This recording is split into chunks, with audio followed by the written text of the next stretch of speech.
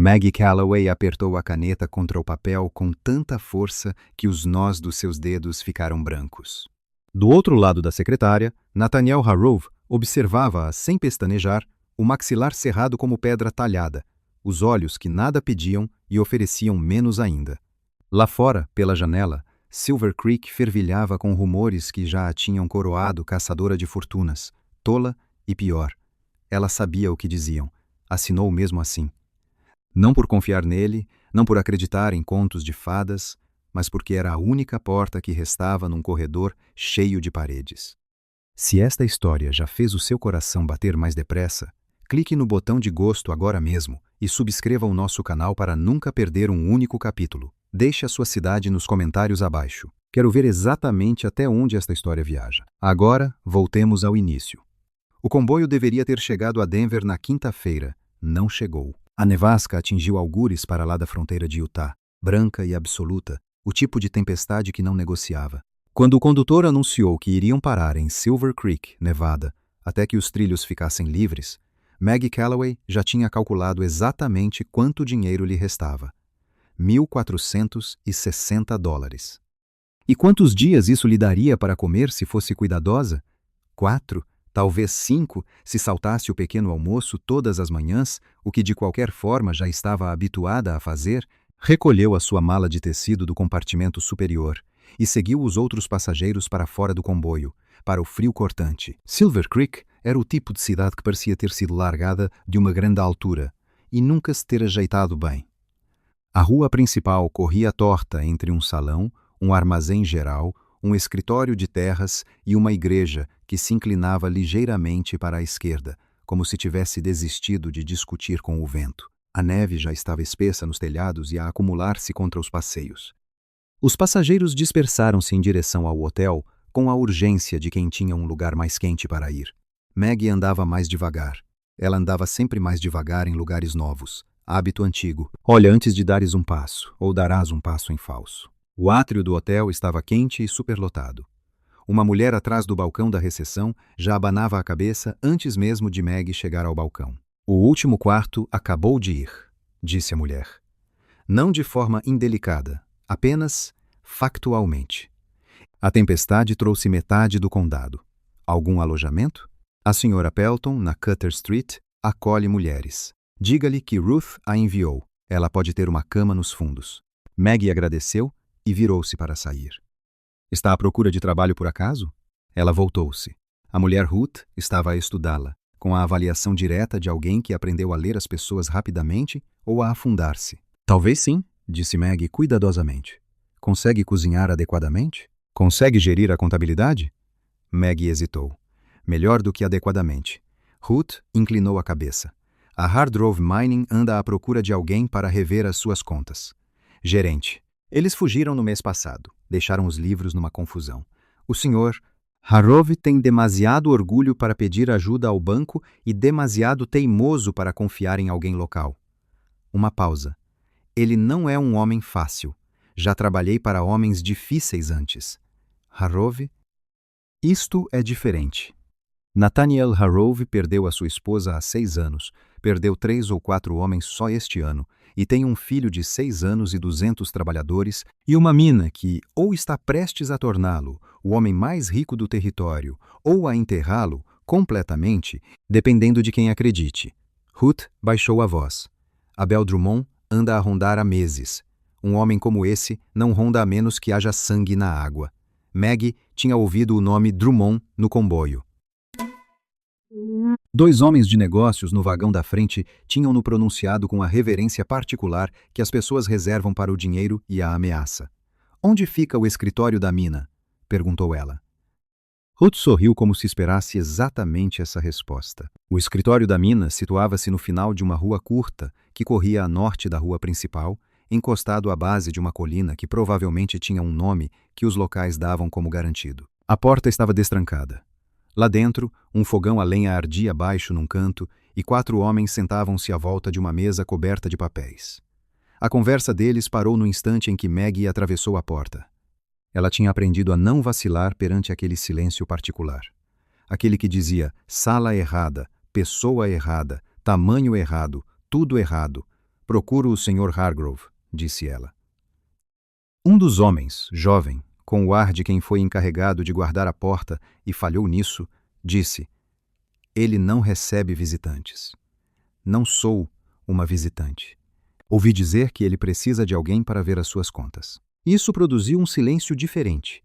O tipo com mais arestas, uma porta nos fundos da sala abriu-se. O homem que saiu dela era alto, de uma forma que parecia menos sobre a altura e mais sobre o peso que carregava no seu corpo. Ombros largos, cabelo escuro e marcado pelo tempo, com fios de grisalho precoce nas têmporas. Usava um casaco de lã, ainda úmido da neve, e uma expressão que sugeria que tinha esgotado a sua paciência na semana passada e não tinha encontrado mais nenhuma desde então. Nathaniel Hargrove olhou para ela da forma como a maioria dos homens a olhava, como uma soma que não batia certo. Não contrato mulheres para a mina, disse ele.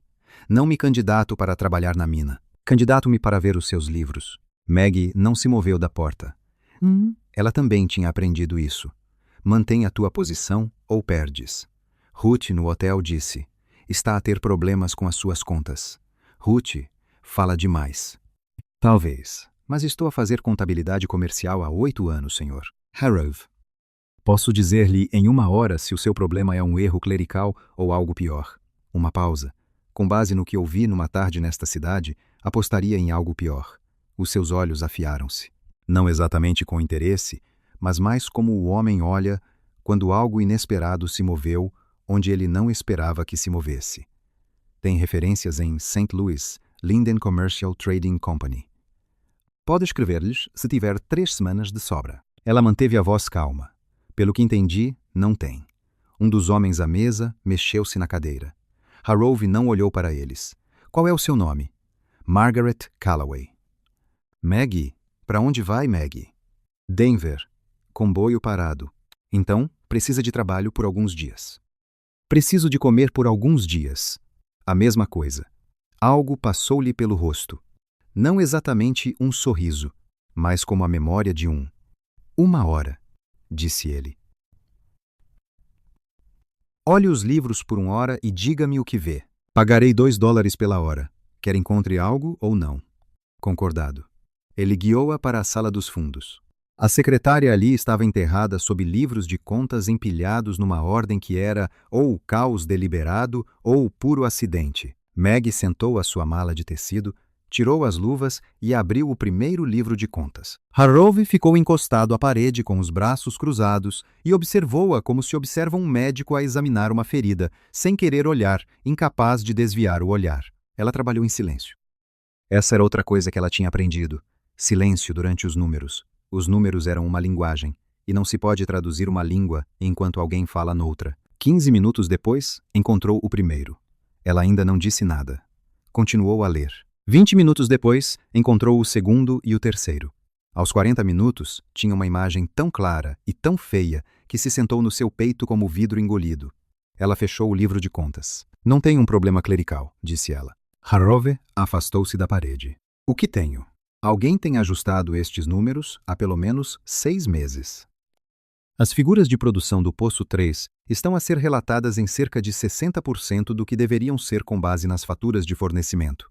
Ela virou o livro de contas para ele e apontou.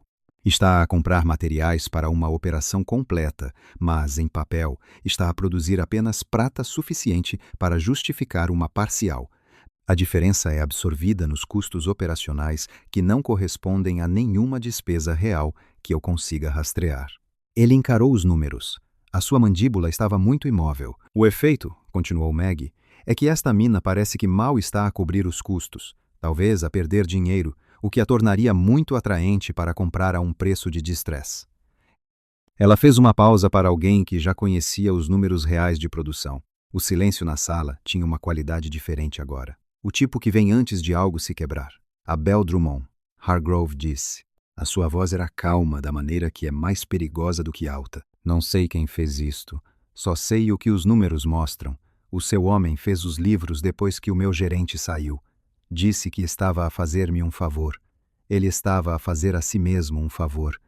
Hargrove puxou uma cadeira e sentou-se pesadamente. Por um momento, ele apenas olhou para o livro de contas como se ele o tivesse traído pessoalmente, o que de certa forma tinha. Pode documentar isto? Perguntou ele. Ponha por escrito algo que um juiz leria. Dê-me 2 dias com estes livros e eu dar-lhe-ei uma documentação apertada o suficiente para fundamentar um caso. Tenho 1 dia. Drummond vem amanhã à noite com um contrato de compra. Se eu não tiver prova até lá, ele parou. Tenho 200 homens que não terão trabalho na primavera. Tenho um rapaz que não terá muito de nada se eu perder esta mina. Maggie pensou em $14,60 e na cama das Rappelton. Trabalharei a noite toda, disse ela. Ele olhou para ela. Direta, o tipo de olhar que exigia algo em troca. Por quê? Disse ele. Porque o que fizeram aos seus livros é feio e errado, e eu sei como arranjar. Isso é razão suficiente. Ele ficou em silêncio por um longo momento. Então disse, preciso que entenda algo sobre amanhã. Tudo bem. Mesmo que reúna a documentação perfeita, mesmo que cada número esteja correto e cada fraude seja aprovada no papel, Abel Drummond tem 3 juízes neste território no bolso. Ele tem o comissário do condado. Ele tem o ouvido do presidente da Câmara e a mão do presidente do banco. A sua voz era monótona. Nesta cidade, uma mulher que entra num processo legal com evidências contabilísticas não é ouvida. É expulsa da sala a rir. Maggie não vacilou. Ela já tinha sido expulsa de salas a rir antes. Então faremos com que ouçam, disse ela. Como? Ela ainda não tinha resolvido. Sentou-se com o problema por um momento, virando-o como virava os números, procurando a fraqueza estrutural. O que mudaria a forma como eles recebiam a evidência? Perguntou ela. Não o que muda se a evidência é verdadeira, o que muda se a tratam como credível. Quando um homem a apresenta, um homem respeitado nesta comunidade a apresentá-la, a mesma coisa. Ela encontrou os olhos dele? Ou é especificamente um membro da família Harrove a apresentá-la? Alguém com o seu nome ligado à sua credibilidade? Ele estava muito quieto. Sr. Calloway. Não estou a sugerir nada permanente, disse ela rapidamente. A ideia formava-se enquanto ela falava, e ela estava ciente de que era ou muito prática ou completamente insana, e ainda não tinha determinado qual. Estou a sugerir um arranjo legal, temporário, o suficiente para passar no processo de amanhã e qualquer desafio legal que se siga. O suficiente para que a documentação seja apresentada por alguém que o tribunal não possa facilmente descartar, está a sugerir que me case. Estou a sugerir que façamos um contrato. Casar em nome durante o período dos processos legais, talvez 1 ano, ao final do qual, se a mina estiver segura e o assunto resolvido, o arranjo dissolve-se silenciosamente. Ela manteve a voz profissional porque a alternativa era reconhecer o quão desesperador isto era de ambos os lados. Você arranja alguém que possa apresentar a evidência em seu nome. Eu obtenho o que você obtém? Um lugar para ficar durante o inverno, um salário razoável pelo meu trabalho de contabilidade e uma carta de referência de Nathaniel Harrove quando terminar, que vale consideravelmente mais para o meu futuro emprego do que qualquer coisa que eu fosse encontrar em Denver. Ele levantou-se, caminhou até a pequena janela e olhou para a neve, que ainda caía forte e indiferente. Você não sabe no que está a entrar, disse ele sem se virar. Esta cidade não perdoa facilmente. Eles vão olhar para você e vão dizer coisas. Maggie completou. Estou ciente de que as pessoas dizem coisas. Tenho ouvido coisas ditas sobre mim desde os 11 anos de idade e tive o azar de ser construída como meu pai em vez de minha mãe. A voz dela não vacilou. Eu ainda estou aqui. Ele então se virou da janela e, pela primeira vez, desde que ela entrara em sua casa, olhou para ela sem cálculo. Apenas olhou. Tenho um filho, disse ele. Sei que ele tem 6 anos. Ele passou por alguns anos difíceis. Não quero que ele fique confuso ou magoado com... Ela interrompeu. Eu nunca machucaria uma criança. As palavras saíram com uma firmeza que surpreendeu até mesmo a ela. Nem nunca, por nenhum motivo. Isso não é negociável, Sr. Harrove. E se precisar estar no contrato por escrito, então escreveremos. Mais um longo silêncio. Você gostaria que estivesse por escrito, disse ele lentamente. Ele mandou um contrato. Eu gostaria que tudo estivesse por escrito. Termos, duração, arranjo financeiro. O que acontece no final? Claro, para ambos os lados. Nenhuma confusão sobre o que isso é. E o que é isso? Um arranjo de negócios entre 2 pessoas que precisam uma da outra por razões inteiramente práticas. Ela manteve o olhar dele. Nada mais. Ele atravessou a sala, abriu uma gaveta da escrivaninha e tirou um pedaço de papel e uma caneta. Sente-se, certa. Calloway, disse ele. Vamos escrever os termos. Sentaram-se um de frente para o outro naquela escrivaninha surrada. Dois estranhos construindo uma ficção legal a partir da necessidade e da neve, e da particular desesperança que surge quando se esgotam as melhores opções. Lá fora, Silver Creek dormia sob seu cobertor branco e frio, alheio a qualquer mudança. Escreveram por 1 hora. Meg negociou com a mesma precisão que aplicava às colunas de um livro-razão, constante, específica, sem espaço para ambiguidades. 12 meses. Seus serviços de contabilidade em troca de alojamento, comida e um salário. O nome dele ligado aos processos legais em troca da documentação que ela produziria. O casamento a ser solenizado na manhã seguinte, antes que Drummond chegasse, com o reverendo Beck oficiando. Ao final de 12 meses, uma dissolução discreta, sem expectativas românticas, sem pretensões, além do que a situação legal exigia. Haregrove leu a versão final 2 vezes. Seu rosto não revelava nada. Mais uma cláusula, disse ele. Diga, disse James. Ele pousou a caneta. Meu filho não se apega a pessoas que vão embora. Ele já perdeu o suficiente. Então, o que quer que você faça durante este ano, qualquer papel que desempenhe, não o deixe pensar que você vai ficar. Não o deixe chamar. Lá de nada que o machuque quando você for embora. O pedido atingiu Meg em algum lugar sob as costelas.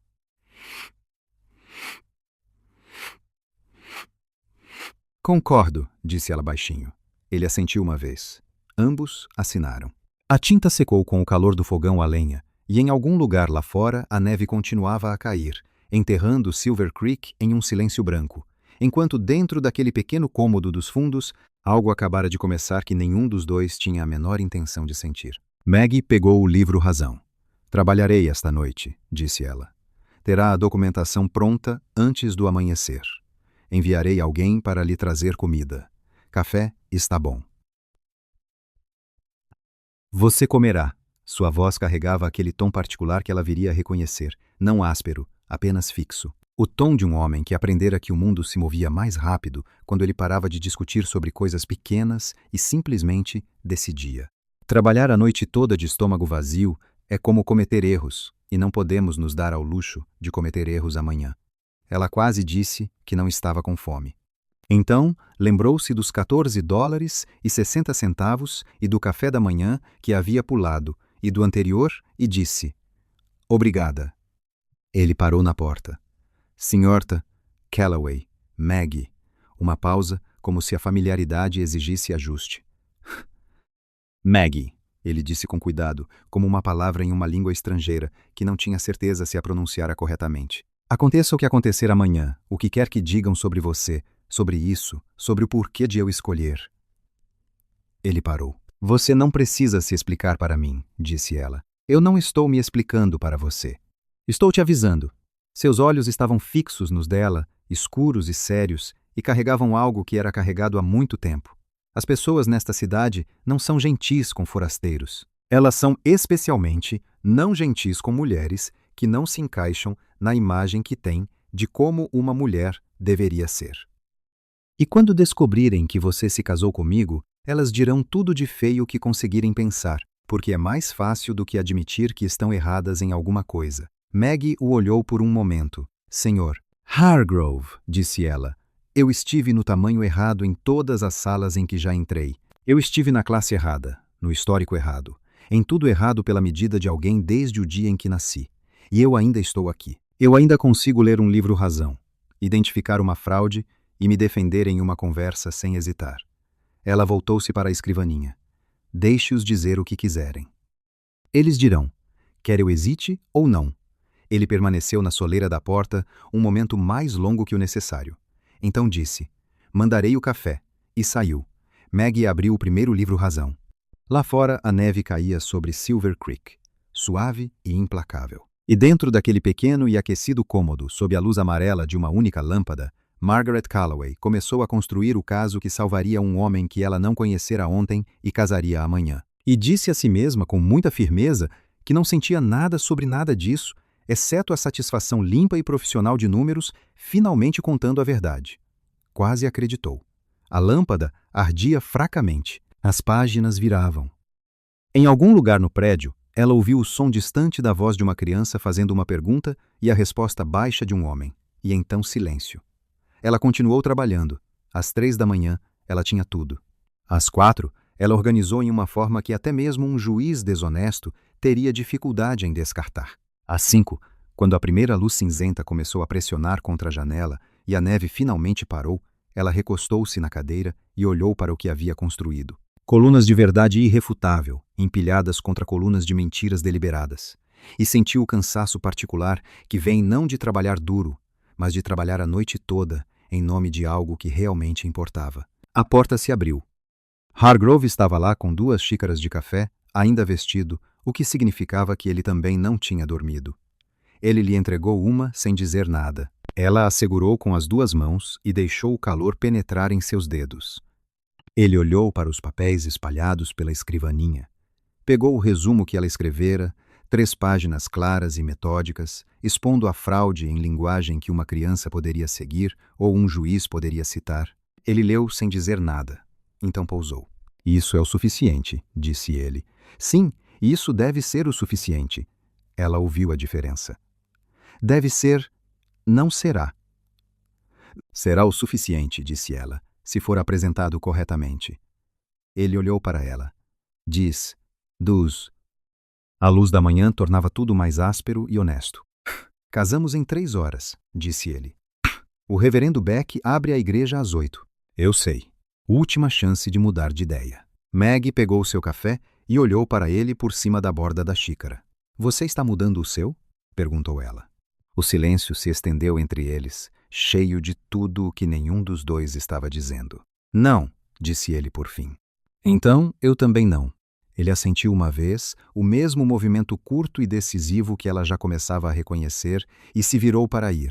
Hargrove, ele parou. Obrigada pelo café, disse Maggie, 2 vezes. Ele não se virou, mas algo na postura de seus ombros mudou ligeiramente, da maneira que uma parede muda quando algo se apoia nela.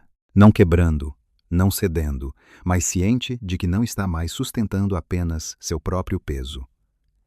Então ele se foi, e Maggie ficou sozinha com as evidências, o café frio e a luz fraca do inverno, e disse a si mesma novamente que não sentia nada, exceto a satisfação de um trabalho bem feito. O sino da igreja tocaria às 8.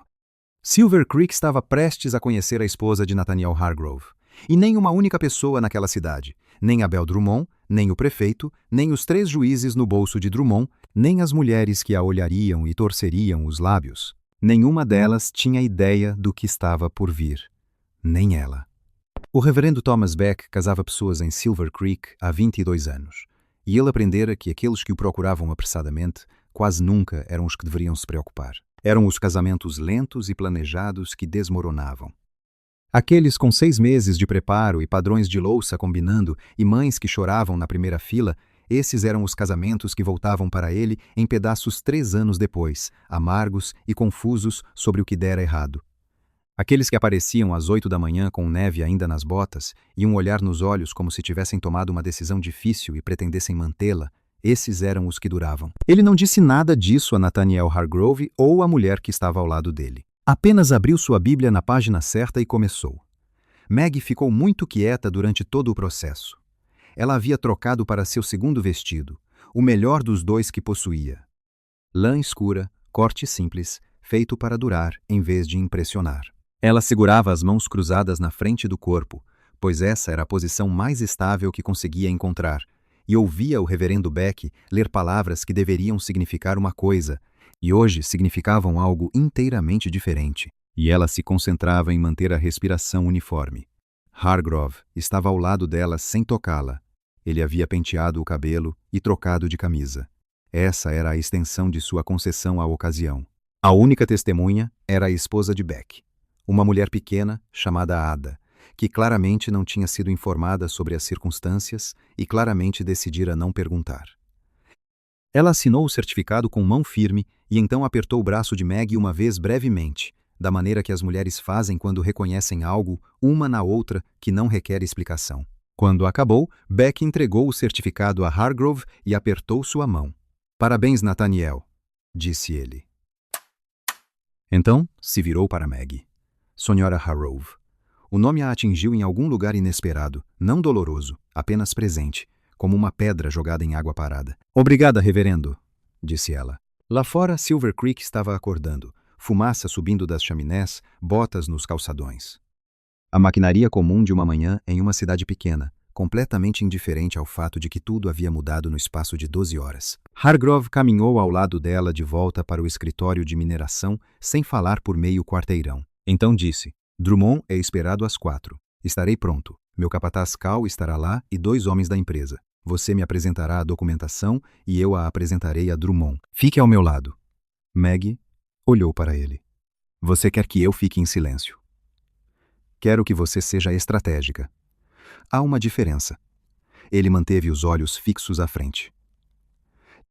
Se você falar diretamente com Drummond antes que eu estabeleça o que temos, ele a dispensará antes que você diga 2 palavras. Deixe-me liderar. Assim que a evidência estiver sobre a mesa, assim que ele não puder fingir que os números não estão lá, então você falará e ele terá que ouvir, porque até lá ele não terá escolha. Era um plano sólido. Ela o reconheceu como tal, o que ajudou com a leve pontada de ser mandada esperar sua vez. Tudo bem, disse ela. Ele parou de andar. Ela também parou. Há mais alguma coisa, disse ele. Ela esperou. James. Ele disse o nome, do jeito que as pessoas dizem os nomes de coisas que têm medo de perder, com cuidado. Ele estava no café da manhã esta manhã, quando lhe disse que haveria alguém novo morando na casa. Ele não disse muito. Uma pausa. Ele não diz muito em geral, mas ele voltará da escola às 3, antes de Drummond chegar. Eu gostaria que você o conhecesse antes que ficasse complicado.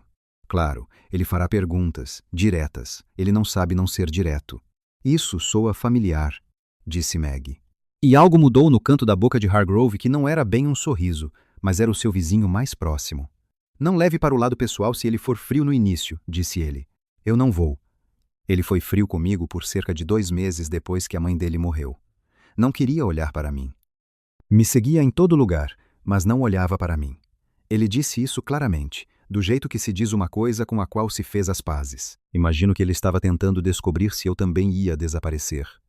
Maggie não disse nada, pois não havia nada a dizer que não fosse pequeno demais ou grande demais para o momento. Caminharam o resto do caminho em silêncio. O escritório de mineração, à luz do dia, estava mais movimentado do que na noite anterior.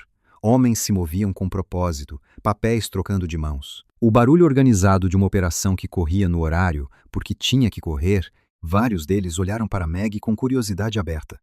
As notícias viajam rápido em operações pequenas. Quando chegaram à sala dos fundos, ela podia sentir a consciência de sua presença se movendo pelo prédio como uma corrente. Cal Bridger, o capataz, estava esperando. Era um homem compacto, na casa dos 40 e poucos anos, com o rosto de alguém que passou décadas ao ar livre e os olhos de quem passou décadas prestando atenção. Ele olhou para Maggie como um homem olha para um tempo inesperado, não hostil, apenas avaliando. Esta é a mulher que encontrou, disse ele a Hargrove. Esta é minha esposa, disse Hargrove. Plano e simples. Ela encontrou. Cal processou isso com admirável economia. Sua expressão mudou uma vez brevemente, depois se firmou em algo que parecia respeito provisório. Quão ruim, disse ele a Maggie. 6 meses de subnotificação sistemática. Aproximadamente 40% da produção do poço, 3 removida do registro oficial e absorvida em custos operacionais falsos. A preços atuais da prata, a falsidade total é de algo entre 30 e 40 mil dólares. Ela manteve a voz uniforme. Foi feito com cuidado. Alguém que entendia de contabilidade o suficiente para fazer os erros parecerem ineficiência, em vez de fraude. Cal ficou em silêncio por um momento. Percy Walsh, disse ele finalmente. O homem que Drummond enviou para ajudar com os livros. Não posso dizer quem fez isso. Posso dizer que foi feito por alguém que sabia o que estava fazendo e conhecia essa operação o suficiente para saber quais números tocar. Cal olhou para Hargrove. Eu sabia que Walsh não estava certo. Eu te disse. Você me disse. Hargrove concordou. Ele não se defendeu. Maggie notou a disposição de aceitar o ponto sem discussão. Maggie notou a disposição de aceitar o ponto sem discussão. Maggie notou a disposição de aceitar o ponto sem discussão. Maggie notou. Era a marca de um homem seguro o suficiente para não precisar vencer todas as trocas. Drummond vai negar, disse Cal. Ele terá que negar por escrito, em um processo legal, com documentação do outro lado da mesa. Maggie pegou o resumo que havia compilado. Ele pode negar o quanto quiser. A negação não muda a aritmética. Cal quase sorriu. Não, senhora, não muda. A manhã se moveu na direção da tarde com a lentidão particular das manhãs, quando algo grande está chegando. Maggie passou as horas revisando a documentação mais uma vez, refinando a linguagem, garantindo que cada número tivesse uma referência de livro correspondente. Ela estava ciente da atividade ao seu redor. Homens entrando e saindo, vozes na sala externa, o baixo ronco da operação continuando, mas ela permaneceu focada no trabalho, porque o trabalho era o que ela tinha e o trabalho era o que importava. À 1h15, a porta dos fundos se abriu e um menino entrou. Ele era menor do que ela esperava para 6 anos, com os cabelos escuros do pai e uma qualidade de medição cuidadosa em seu olhar que era absolutamente do pai. Ele carregava seus livros escolares sob um braço e parou quando a viu, olhando para ela com a franqueza particular de uma criança que ainda não aprendera a fingir. Você é a moça, disse ele. Isso, Maggie, disse ela. Papai disse que você vai ficar um tempo. Sim, ele considerou isso. Seus olhos se moveram para os papéis espalhados pela mesa, depois de volta para ela. Que números são esses? Que tipo? O tipo que conta a verdade quando alguém está tentando escondê-la. James absorveu isso com a seriedade de uma pessoa muito mais velha. Ele colocou seus livros escolares na cadeira mais próxima e se aproximou para olhar as páginas do livro Razão. Sem tocar, apenas olhando. Meu professor diz que números não mentem, disse ele. Seu professor está certo. Papai diz que as pessoas mentem sobre números o tempo todo. Seu papai também está certo. Os números em si não mentem, mas as pessoas os escrevem, e às vezes as pessoas os escrevem errado de propósito. Maggie virou uma das páginas do livro Razão para ele. Veja esta coluna aqui? Ele se inclinou, olhou seriamente. Isso é o que alguém escreveu, disse ela. E esta coluna é o que realmente aconteceu. Você consegue ver a diferença? Ele estudou por um longo momento. Então apontou. Aquela é menor. Sim.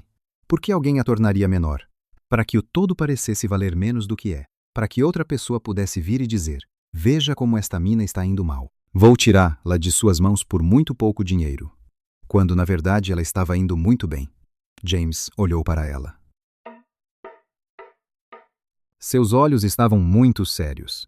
Isso é roubo, disse ele. Sim, disse Maggie. É, ele pensou sobre isso. Você vai impedi-los? Agora, vou tentar. Ele olhou para ela por mais um momento. Então pegou seus livros escolares e disse, vou me trocar. E saiu com a dignidade composta de alguém que decidiu reter o julgamento final até que mais evidências estivessem disponíveis. Hargrove apareceu na porta 30 segundos depois, o que significava que ele estava perto o suficiente para ouvir. Ele olhou para Maggie. Ela olhou para ele. Nenhum dos dois disse nada, mas algo no ar entre eles havia mudado ligeiramente, a maneira como o ar muda quando a pressão muda antes de uma tempestade. Às 3h45, Maggie organizou a documentação em uma sequência.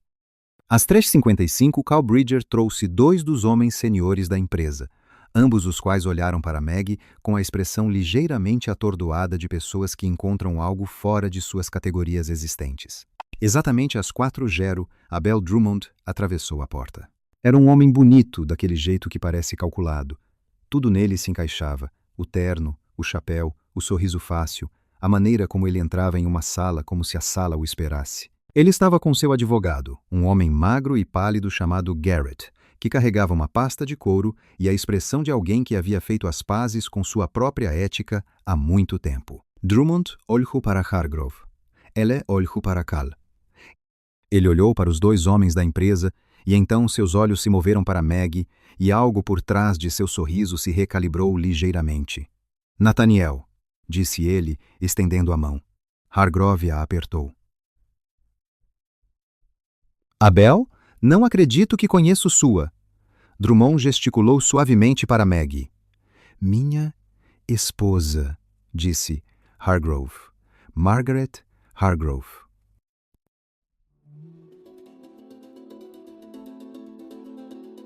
Ela tem revisado as contas da empresa. O sorriso de Drummond não se moveu. Os olhos por trás dele, sim. Eu não sabia que você tinha casado, disse ele agradavelmente. Aconteceu recentemente. Parabéns. Drummond se virou para Garrett. O contrato de compra. Garrett abriu sua pasta. Antes de chegarmos a isso, disse Hargrove, há um assunto que gostaria de abordar primeiro. Drummond inclinou a cabeça. Paciente. Confiante da maneira que vem de ter resultados definidos antes de você entrar pela porta. Claro, disse ele. Que assunto é esse? Hargrove acenou para Maggie. Ela colocou o resumo sobre a mesa. Esta é uma documentação de práticas contábeis irregulares nos livros razão da mineração Hargrove nos últimos 6 meses, disse ela. Sua voz estava firme e clara, e ela manteve os olhos no rosto de Drummond porque queria ver o momento em que ele entendesse o que estava olhando. Especificamente, isso documenta a subnotificação sistemática dos números de produção do Poço 3, consistente com um esforço para desvalorizar o valor aparente da mina. Drummond olhou para os papéis. Ele não os tocou. Não tenho certeza se entendo que isso tem a ver com a discrepância entre a produção relatada e a produção real, que chega a aproximadamente $40 mil no período em questão. Maggie continuou. As alterações foram feitas em números em livros-razão que foram gerenciados durante este período exclusivamente por Percy Walsh, que veio para esta empresa por sua recomendação. A expressão de Drummond não vacilou. Ela esperava que homens como ele praticassem seus rostos. Walsh era um bom escriturário, disse Drummond. Se houve erros, não foram erros. Maggie virou o resumo para encará-lo. Erros são aleatórios. Estes são consistentes, direcionais e limitados aos pontos de dados específicos que afetam a avaliação. Isso não é erro, é intenção. Garrett se inclinou e murmurou algo para Drummond. Drummond ouviu. Então ele se endireitou. Eu não sei o que esta mulher lhe disse, Nathaniel, disse ele. Sua voz mudou para algo mais suave, mais razoável. O tom de um homem explicando algo a alguém que não entende bem, mas fazendo sérias acusações com base nos cálculos de alguém sem credibilidade estabelecida nesta comunidade. Seus cálculos são documentados contra os livros razão originais, disse Hargrove, que estão sobre essa mesa. Qualquer um nesta sala pode verificá-los. Tenho certeza que podem, e tenho certeza que ela é muito capaz com números. A maneira como Drummond disse capaz conseguiu significar o oposto. Mas você está falando de uma questão legal, Nathaniel. Acusações de fraude exigem evidências, disse Maggie, que são documentadas, referenciadas e organizadas no pacote à sua frente. Elas também exigem que as acusações sejam feitas à autoridade legal apropriada, o que pretendemos fazer. Ela manteve o olhar de Drummond.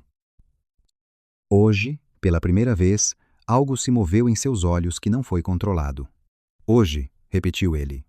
A documentação será protocolada no Tribunal Territorial antes do fim do expediente. Cópias irão para a Comissão de Mineração e para o gabinete do governador territorial. Ela fez uma pausa.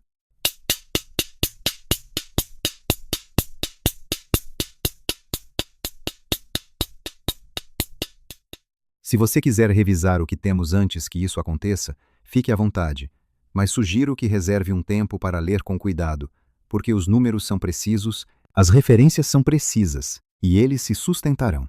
Drummond olhou para Garrett. Garrett olhou para os papéis e depois para Drummond, com a expressão de um homem que acabou de perceber que o dia não ia sair como planejado.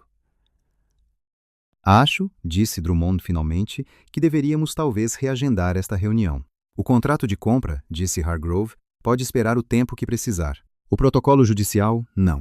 Drummond pegou seu chapéu, sorriu com toda a prática e sem toda a facilidade. Parabéns novamente pelo seu casamento, Nathaniel, disse ele. Espero que se prove tudo o que você espera. Ele saiu. Garrett o seguiu. A sala suspirou. Cal soltou um suspiro que soou como se estivesse preso desde dezembro. Senhor Todo-Poderoso, disse ele baixinho. Um dos homens da empresa sentou-se pesadamente em sua cadeira. Hargrove olhou para Maggie. Seu rosto ainda estava composto. ainda carregando aquela qualidade fixa e envelhecida que parecia ser sua posição padrão, mas algo havia mudado em seus olhos. Algo que parecia muito brevemente alívio. Foi a expressão mais simples de gratidão que ela já havia recebido, e significou mais do que muitas elaboradas que ela havia recebido em sua vida.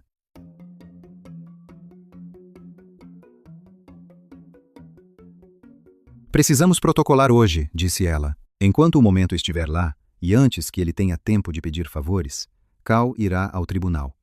Harrove pegou a documentação. Você virá comigo. Tudo bem. As pessoas nos verão juntos. Indo ao tribunal juntos, no dia depois do dia D. Ele parou. Ajustou. Eles vão falar.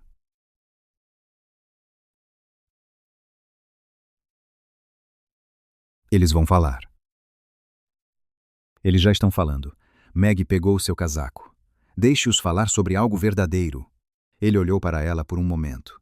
Então Dorothy Hargrove entrou pela porta.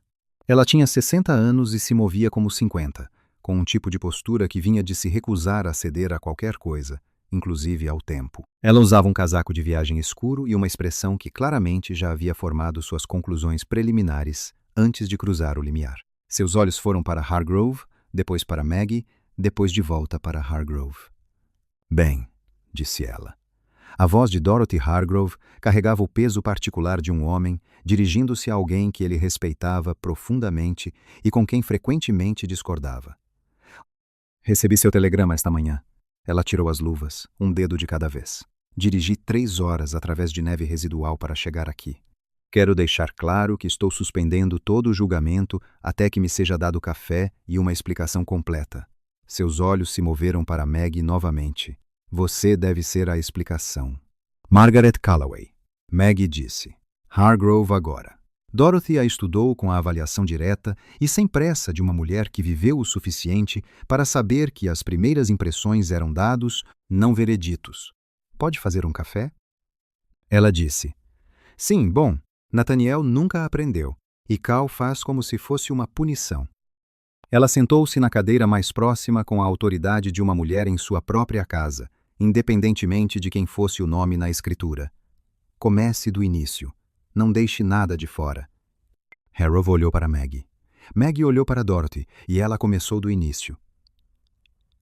Maggie intratumegi inturu num. Dorothy Hargrove escutou da maneira que certas pessoas escutam sem interromper, sem reagir visivelmente, sem revelar nada até que estivesse pronta para revelar. Ela segurou sua xícara de café com as 2 mãos e manteve os olhos no rosto de Maggie o tempo todo. E quando Maggie terminou, o silêncio na sala era tão profundo que se podia ouvir o ranger do fogão a lenha. Então Dorothy disse, quanto? 40 mil, aproximadamente. O valor exato dependerá dos preços atuais da prata no momento em que o tribunal calcular os danos. E o homem de Drummond fez os livros. Percy Walsh, por recomendação de Drummond. Dorothy virou-se para Hargrove. Eu te disse para não deixar esse homem perto dos seus livros. Você me disse muitas coisas. Hargrove disse, eu estou sempre te dizendo coisas. Você nunca escuta até que custe alguma coisa. Ela pousou a xícara. Quanto Drummond sabe que você tem? Ele viu o resumo, disse Maggie. Ele não pegou. Não leu atentamente, mas ele não é um homem estúpido. Ele entendeu o que estava à sua frente. Então ele já está fazendo ligações. Dorothy levantou-se. Você precisa estar naquele tribunal nas próximas 2 horas, senão ele fará alguém atrasar sua entrega até que ele tenha tempo de influenciar o juiz. Ela olhou para seu sobrinho. Vá pegar Cal e outros 2 homens. Não vá sozinho, eu não estava planejando isso. Você estava planejando levar sua esposa, disse Dorothy. O que é certo, porque um homem que faz acusações de fraude contra Abel Drummond parece zangado.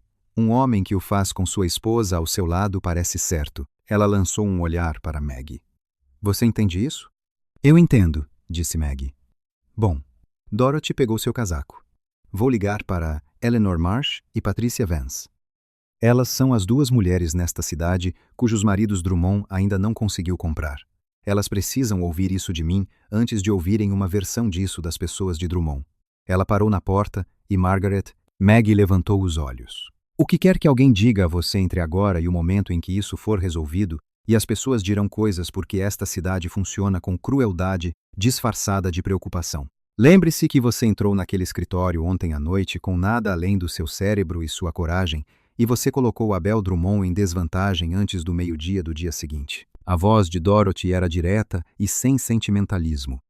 Isso vale mais do que a opinião delas sobre você. Então ela se foi, e a sala pareceu mais vazia e mais firme por ela ter estado nela. O tribunal era um edifício de 2 andares no final da rua principal, que conseguia parecer oficial, e um pouco envergonhado com isso. O funcionário atrás do balcão era um homem magro chamado Hooper, que tinha o nervosismo peculiar de alguém acostumado a receber instruções de Abel Drummond e não tinha certeza do que fazer quando as instruções de Drummond ainda não haviam chegado. Ele olhou para Harrove. Ele olhou para Maggie. Ele olhou para a documentação que ela colocou em seu balcão. Isto é um registro de fraude, disse Maggie. Contra Abel Drummond e Percy Walsh, em relação às contas da Harrove Mining, gostaríamos de registrar hoje. Hooper pegou o resumo com os movimentos cuidadosos de um homem manuseando algo quente. O Sr. Drummond não é parte do que acontece deste lado do balcão, disse Hargrove. Sua voz era calma e absoluta. Você é um funcionário do condado, Hooper. Registre os papéis. Hooper registrou os papéis. Levou 40 minutos. Maggie ficou em pé no balcão durante todo o tempo e respondeu a todas as perguntas processuais com a precisão de alguém que havia passado a noite anterior garantindo que poderia. Cal ficou perto da porta. Os 2 homens da empresa ficaram logo do lado de fora. Ninguém veio atrasar nada. Drummond, ao que parece, não se moveu rápido o suficiente. Quando o funcionário carimbou a última página e devolveu as cópias, Maggie sentiu algo se liberar em seu peito. Não triunfo. Algo mais quieto. O alívio peculiar de algo feito corretamente. Eles saíram para a tarde fria e Hargrove não disse nada por meio quarteirão. O que ela já havia aprendido significava que ele estava processando. Então ele disse, obrigado. É o que combinamos, disse Maggie. É mais do que isso. Ele parou de andar. Ela também parou. O que você fez lá dentro? O que você fez ontem à noite? Os Drummond tinham isso planejado por meses. Ele tinha Walsh nesses livros há meio ano. Ele tinha o contrato de compra pronto, o preço estabelecido, tudo arranjado. Ele olhou para ela diretamente. Você chegou nesta cidade ontem com uma mala de viagem e $14. E você desfez 6 meses do trabalho dele em uma noite. 14! $60! Disse Maggie. Algo se moveu em seu rosto, definitivo e impotente ao mesmo tempo. A expressão de um homem que foi surpreendido a quase sorrir. 60 centavos, ele disse. Os 60 centavos importavam, acho que sim. Ele começou a andar novamente. Você deve saber que isso não acaba com o registro. Drummond não perde com elegância. Ele procurará outro ângulo. Eu sei. Pode ficar feio. Já está feio. Agora tem uma documentação melhor. Ele ficou em silêncio por um momento. A casa, ele disse, devo te mostrar onde as coisas estão. James voltará da escola. Tudo bem. A casa Harrove ficava a 1/4 de milha ao norte da operação de mineração, substancial, sem ser extravagante. O tipo de casa construída por alguém que se importava mais com sua durabilidade do que com sua ostentação. Maggie seguiu Harrove pela porta da frente e absorveu a qualidade peculiar de uma casa mantida por pessoas que estavam fazendo o seu melhor. Limpa, organizada, funcional, com a ausência específica de suavidade que vem quando o olhar de uma mulher não percorreu os cômodos por muito tempo. Uma mulher estava na cozinha, final dos 50 anos, sólida, com os movimentos capazes de alguém que havia gerenciado mais de uma casa em sua vida. Ela se virou quando eles entraram e olhou para Maggie com uma expressão que não era hostil, mas era extremamente minuciosa. Sra. Garrett, disse Harrove. Esta é minha esposa, Margaret. Sra. Garrett absorveu isso. Ela claramente tinha sido informada de algo esta manhã, dada a falta de choque visível. Ela limpou as mãos no avental e estendeu uma para Maggie. Senhora, disse ela, neutra e vigilante. Maggie, por favor. Maggie disse. Seu quarto foi arrumado. O senhor... Hargrove me pediu para preparar o quarto de hóspedes esta manhã. Uma breve pausa, precisa em sua implicação. Coloquei cobertores extras. As noites têm sido frias. Obrigada, disse Maggie firmemente, e a senhora atada. Garrett assentiu e voltou para o fogão. E esse foi o fim daquela conversa em particular. embora, claramente, não o fim daquela linha de pensamento em particular. James chegou às 3, entrou pela porta dos fundos com seus livros escolares e parou quando viu Maggie parada na cozinha. Ele a olhou da mesma maneira que a olhou naquela manhã, medindo com cuidado, não hostil, mas também não oferecendo nada livremente. Você ainda está aqui, ele disse. Eu disse que estaria, ele ponderou isso. Você os parou? Ele perguntou. Aqueles que roubam da mina. Registramos os papéis hoje. Agora está nas mãos do tribunal. Mas você tem as provas? Sim. Ele assentiu com a gravidade de alguém marcando um item em uma lista. Então ele colocou seus livros escolares na mesa, olhou para seu pai e disse: Cal diz, você foi ao tribunal. Nós fomos. Cal disse que Drummond parecia ter engolido algo ruim quando saiu do seu escritório. Cal fala demais. Cal fala a quantidade certa. James puxou uma cadeira e sentou-se. Senhora Garrett, há algo para comer? Senhora Cadei. Garrett colocou um prato na frente dele sem comentários, e James comeu com a eficiência focada de uma criança que aprendeu a não tomar as refeições como garantidas, e a cozinha se instalou em um silêncio que não era exatamente confortável, mas também não era hostil. O silêncio peculiar de pessoas tentando descobrir como estar no mesmo espaço. Naquela noite, depois que James foi para a cama e a Sra. Garrett foi para casa, Maggie sentou-se à mesa da cozinha com as cópias da documentação registrada espalhadas à sua frente. Revendo-as mais uma vez, porque rever as coisas mais uma vez era como ela impedia desastres de se desenvolverem nas lacunas. Harrow entrou com 2 xícaras de café sem ser pedido. Ela estava começando a entender isso sobre ele. Ele não perguntava. Ele observava, concluía e agia. Teria sido irritante em alguém menos preciso. Você não precisa trabalhar esta noite, ele disse. Quero ter certeza de que não há lacunas que Drummond possa usar. Não há. Você foi minuciosa. Minuciosa não é o mesmo que a prova de lacunas. Ela se virou para Page. Ele vai procurar algo. Um erro processual, uma referência ausente, um número que eu li errado. Preciso saber que não há um antes que ele o encontre. Hargrove sentou-se do outro lado dela. Ele não pegou nada. Ele apenas ficou ali com seu café, observando-a trabalhar, o que deveria ter sido perturbador e de alguma forma que ela não estava preparada para examinar de perto, não era nada perturbador. Depois de um tempo, ele disse: Como você aprendeu contabilidade? Aprendi sozinha. Tínhamos um livro em casa, um guia de livro comercial que meu pai usava para a ferraria. Eu o li até que se desfez. Ela virou outra página. Quando eu tinha 15 anos, pedi ao professor para me mostrar o resto do que eu não entendia. Ele o fez, com a condição de que eu o ajudasse a corrigir provas. Onde foi isso? Fora de Jefferson City, Missouri. Lugar pequeno, menor que este. A ferraria do seu pai. Ele morreu quando eu tinha 19 anos. Ela manteve os olhos na página, deixou alguma dívida. Vendi o que pude, paguei o que pude e deixei o resto para o banco, porque não havia mais nada para deixar. Uma pausa. Consegui trabalho em St. Louis. 8 anos. E então o problema de jogo do meu empregador se tornou meu problema de desemprego. Ela olhou para cima, que é como eu acabei naquele trem. Ele ficou em silêncio, olhando para ela com aquela atenção firme e envelhecida. Você não é o que eu esperava, ele disse. O que você esperava? Eu não sei. Não isso. Ele olhou para seu café. Não alguém que vasculharia os livros de outra pessoa às 3 da manhã e sairia do outro lado com algo tão limpo. Você esperava alguém incompetente. Eu esperava alguém conveniente. Ele disse isso claramente, da maneira que dizia a maioria das coisas. Há uma diferença. Maggie olhou para ele. Gigness. E agora? Agora estou tentando descobrir o que fazer com o inconveniente.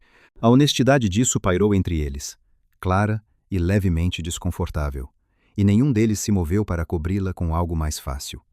Então a porta da frente se abriu e o momento se quebrou. Cecília Drummond entrou na casa da maneira que certas mulheres entram em qualquer cômodo, como se a arquitetura tivesse sido arranjada para o benefício delas.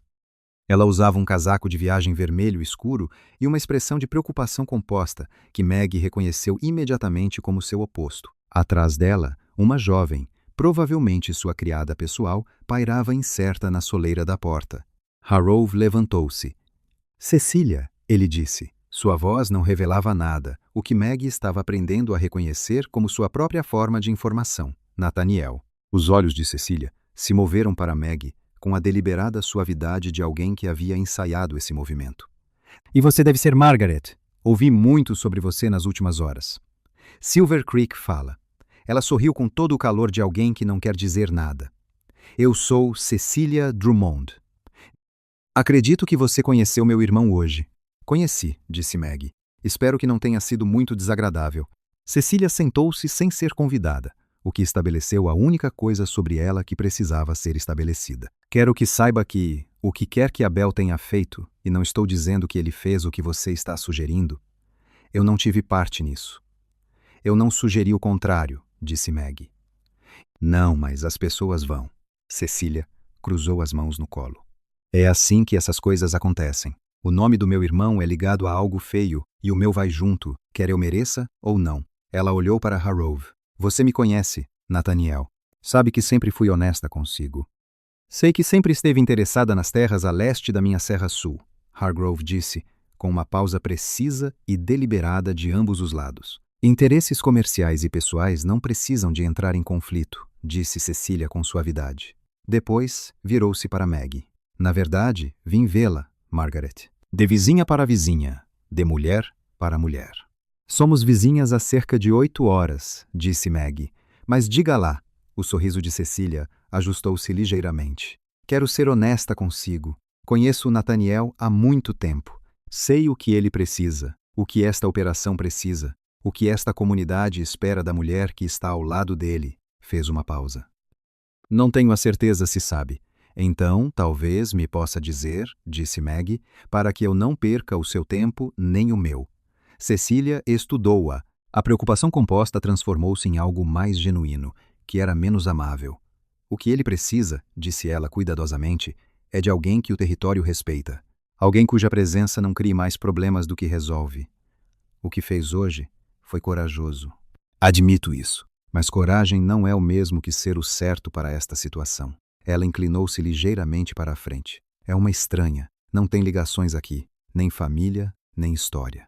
As pessoas já estão a falar de onde veio. Por que é que ela casou tão depressa? Qual é a verdadeira razão? Cada pergunta que fazem enfraquece a sua posição. Ou, disse Maggie, cada pergunta que fazem leva-os eventualmente à resposta, que é que as suas contas estavam a ser geridas fraudulentamente, e a sua mulher descobriu isso. Essa não é uma história que enfraqueça a sua posição. É, se não acreditarem que ela tinha as razões certas. A voz de Cecília era paciente. O tom de quem explica algo a uma pessoa que não está a acompanhar. Por que é que uma mulher como você me perdoaria? Uma mulher sem posição, sem ligações, sem vantagem particular nesta situação. Por que é que ela entraria numa cidade estranha e passaria a noite a analisar livros de registro e a apresentar papéis de fraude, a menos que houvesse algo para ela? Havia algo para mim, disse Maggie. Eu disse isso desde o início. Eu precisava de trabalho e de uma referência. Isso não está escondido. Não está escondido, mas também não é lisonjeiro. Cecília levantou-se. Estou a dar-lhe um bom conselho, Margaret. Quer acredite nisso ou não? Receba o seu pagamento, receba a sua referência e vá para Denver. Qualquer que seja o acordo que tenha feito com Nathaniel, que seja discreto e breve. Porque se ficar, o que vier de Abel não será agradável, e você não tem raízes aqui para sobreviver a isso. Harrove esteve muito quieto durante tudo isto. Agora disse, terminou, Cecília? Ela olhou para ele. Minha esposa. Ele disse. Cada palavra, isoladamente, encontrou o que o seu irmão passou 6 meses a esconder. Ela documentou-o, registrou-o e apresentou-o a um juiz antes que Abel tivesse tempo de fazer as suas chamadas. Fez isso em menos de 24 horas numa cidade que nunca tinha visto, sem a ajuda de ninguém aqui que importasse. Ele manteve o olhar de Cecília. A questão das raízes é interessante para mim, porque, tanto quanto sei, as raízes não fazem o trabalho. As pessoas fazem. Cecília pegou nas suas luvas. Sempre foi teimosa, disse ela. Não hostil, quase triste. Espero que lhe sirva desta vez. Ela saiu. A casa voltou ao seu silêncio e o fogo no fogão estalou uma vez, e em algum lugar lá em cima, James mexeu-se no sono. Hargrove sentou-se novamente, pegou no seu café, olhou para nada em particular por um momento. Ela não está errada ao dizer que Abel virá com mais força. Ele disse, eu sei, ele procurará algo pessoal, algo para usar contra si especificamente. Não há muito para encontrar. Toda a gente tem algo. Maggie olhou para ele. O que é que ele tem contra si? Uma pausa longa o suficiente para significar algo. A morte de Claire, disse ele. A forma como ela se foi. Houve pessoas que disseram que havia dúvidas se eu a tinha ouvido, se eu a tinha pressionado. Ele parou, recomeçou com mais cuidado. Ela disse-me que a gravidez era perigosa. O médico disse que ela não se preocupava com nada. Eu acreditei no médico. A sua voz era muito uniforme, o que significava que lhe custava mantê-la assim. Ela tinha razão. Ele estava errado, e ela está enterrada na colina a leste da casa. A cozinha estava muito silenciosa. Abel sabe que eu carrego isso, Harold disse. Ele usá-lo se puder fazer com que pareça um homem de mau julgamento, que não ouve as pessoas mais próximas dele. A sua mandíbula moveu-se, o que não é falso. Foi enganada por alguém em posição de autoridade, disse Maggie. Isso é diferente de mau julgamento. É? Sim. Ela manteve o seu olhar. E o facto de ainda não ter a certeza é exatamente o que ele tentará explorar. Hargrove olhou para ela. Algo mudou por trás dos seus olhos. Não exatamente gratidão, mas sim reconhecimento. O sobressalto particular de alguém que se habituou a carregar uma coisa sozinho e que acabou de sentir outra mão a tirar parte do peso. Terá de confiar em mim, disse Maggie. Não cegamente, não porque o contrato o diga, mas porque no que está para vir, se não nos movermos na mesma direção ao mesmo tempo, ele encontrará a brecha e colocará tudo o que tem através dela. Ela manteve a voz uniforme. Consegue fazer isso? A pergunta pairou entre eles. As mãos de Harold ainda estavam à volta da chávena de café. Ele olhou para elas por um momento, depois de volta para ela. Confiei em si com um cavalo e um livro de registros, disse ele. Parece que já estou habituado. Isso não é o mesmo que confiar em mim para as coisas mais difíceis. Não, concordou ele, não é. Ele ficou em silêncio tempo suficiente para Maggie pensar que ele não ia responder. Então ele disse, a minha mãe costumava dizer que a confiança não era um sentimento. Era uma decisão que se tomava antes de se saber o resultado. Ela parece uma mulher sensata. Era a pessoa mais sensata que já conheci. Ele pousou a sua chávena. Até recentemente, disse-o da forma como dizia a maioria das coisas, de forma simples, sem ornamentos, com o peso cru de algo dito exatamente como pretendido. Maggie sentiu que isso atingiu o lugar exato onde se destinava, que não era onde ela se tinha dito que as coisas iam aterrar. Ela voltou a olhar para a documentação, virou a página seguinte, manteve os olhos nos números onde pertenciam. Descanse um pouco, disse ela. Amanhã será pior do que hoje, provavelmente. Ele levantou-se, parou no corredor mal iluminado. Parecia a versão de si mesmo que ele mantinha por baixo do exterior, calmo e envelhecido. Algo menos certo e mais humano. Maggie, disse ele. Ela olhou para cima. O que quer que Cecília tenha dito sobre raízes? Ele parou, tentou novamente. Está aqui há um dia. Já sabe mais sobre o que importa nesta casa do que pessoas que nos conhecem há anos. Ele subiu as escadas antes que ela pudesse responder. Maggie sentou-se com a documentação e o café a arrefecer e o peso particular de uma frase que não tinha um lugar seguro para se colocar. E ela virou a página seguinte e a seguinte e continuou a trabalhar até a lâmpada diminuir e a casa ficar completamente silenciosa à sua volta. Lá fora, Silver Creek prendia a respiração e em algum lugar do outro lado da cidade, Abel Drummond estava a fazer chamadas. Abel Drummond movia-se como a água se move em torno de uma pedra. Paciente, persistente, encontrando todos os caminhos disponíveis. Ele não voltou ele próprio. Em vez disso, enviou coisas. A primeira coisa que enviou foi um boato. Na manhã seguinte, já estava a espalhar-se por Silver Creek. A forma como os boatos se espalham em cidades pequenas, sem fonte específica, impossíveis de refutar porque não tinham um único ponto de origem. A sua forma era simples. Margaret Calloway não tinha chegado a Silver Creek por acidente. Ela tinha sido enviada por um interesse mineiro concorrente de São Francisco. O casamento com Harold era um esquema. A documentação de fraude foi fabricada para criar motivos para apreender a mina sob a lei territorial. Nathaniel Hargrove não era um homem lesado. Ele era um tolo, guiado por uma mulher que ninguém conhecia, para destruir os interesses comerciais legítimos de um homem que tinha construído metade deste condado. Maggie ouviu-o da Sra. Mindy. Garrett, que o entregou com o seu café da manhã, e a expressão de alguém que decidiu continuar a trabalhar até ser informada do contrário. As pessoas estão a dizer isso. A senhora... Garrett disse, não acusando, apenas a relatar. As pessoas podem dizer o que quiserem, disse Maggie. O que pensa? A senhora Garrett olhou para ela por um longo momento. Tinha os olhos de uma mulher que tinha criado filhos e enterrado um marido e continuado a trabalhar, o que significava que tinha os olhos de alguém que podia ver através da maioria das coisas quando escolhia. Penso, disse ela cuidadosamente, que uma mulher enviada por um interesse mineiro de São Francisco não passaria a noite a analisar livros de registro num escritório nos fundos. Ela teria advogados, disse ela, servindo o café. É isso que penso. Maggie envolveu as duas mãos à volta da chávena. Obrigada, Sra. Garrett. Não me agradeça. Apenas tenha cuidado. Ela voltou para o fogão. Drummond não acabou.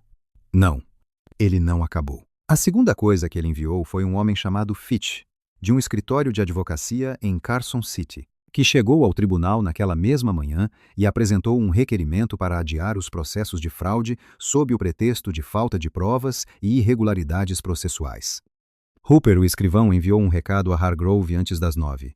Hargrove tinha a mensagem na mão quando Maggie desceu.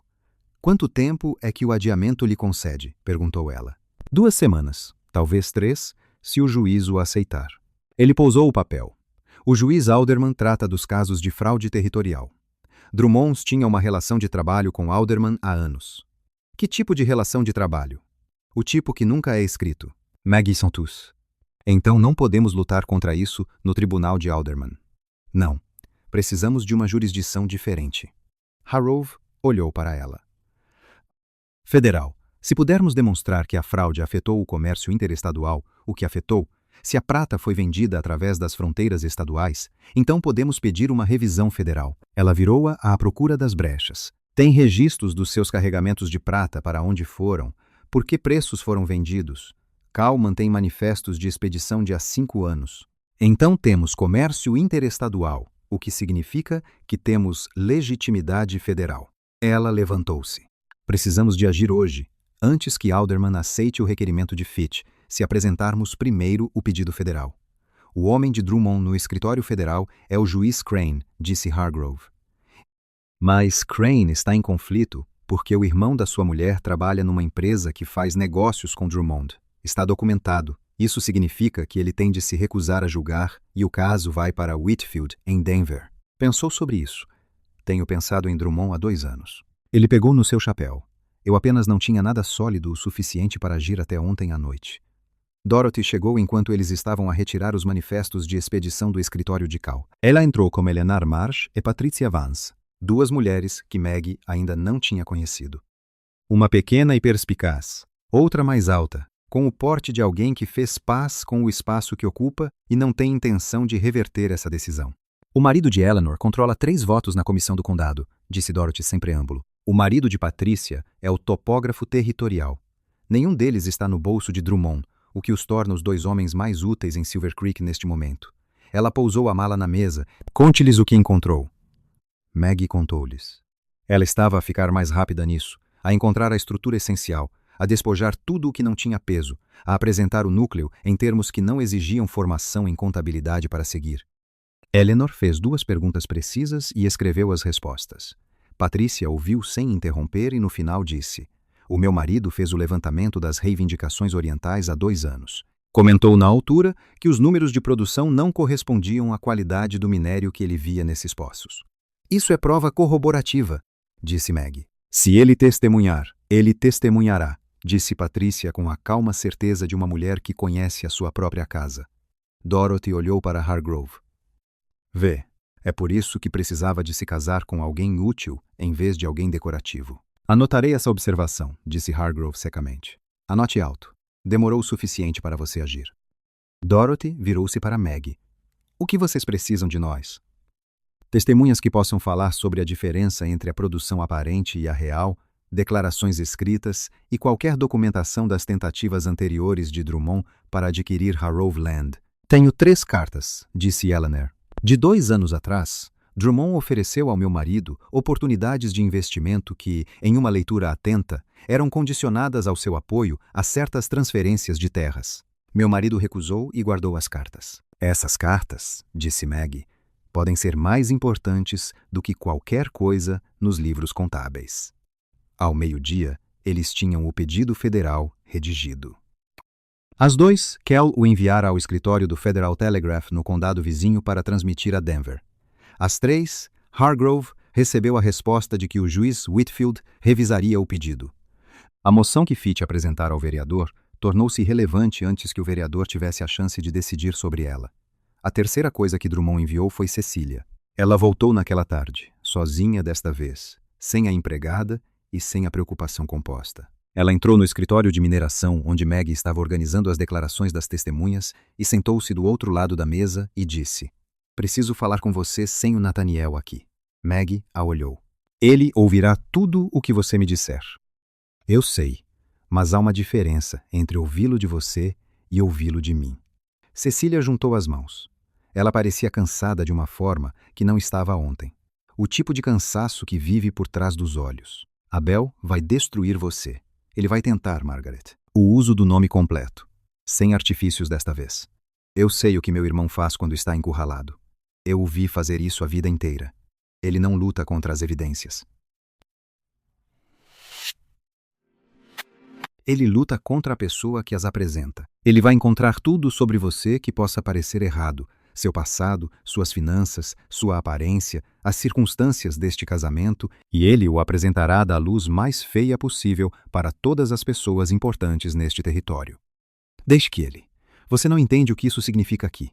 A voz de Cecília era mais baixa. "Agora, isso não é St. Louis. Não há anonimato. Não há mudança para um bairro diferente. O que Abel diz sobre você se torna o que Silver Creek acredita sobre você permanentemente. E o que Silver Creek acredita afeta Nathaniel", disse Maggie. Cecília ficou em silêncio. "É disso que você está realmente preocupada", disse Maggie. "Não comigo. Conheço Nathaniel desde que éramos crianças." As mãos de Cecília apertaram-se no colo. "Ele é um bom homem que passou por alguns anos genuinamente difíceis. E ele não merece ter a guerra do meu irmão com ele piorada por causa de uma mulher com quem ele se casou às pressas por motivos que ninguém entende completamente. Os motivos não são complicados. Ele precisava de alguém com minhas habilidades, e eu precisava de trabalho. Está escrito. Esse é o problema." Cecília inclinou-se para a frente. "Está escrito que você fez um contrato, que concordou com os termos, que isso foi uma transação e Abel tem uma cópia." O ar na sala mudou. Maggie manteve o rosto imóvel. Ela era boa em manter o rosto imóvel. 8 anos trabalhando para homens difíceis exigiram isso. "Como?" Ela disse. "Eu não sei como. Só sei que ele sabe." Cecília sustentou o olhar dela.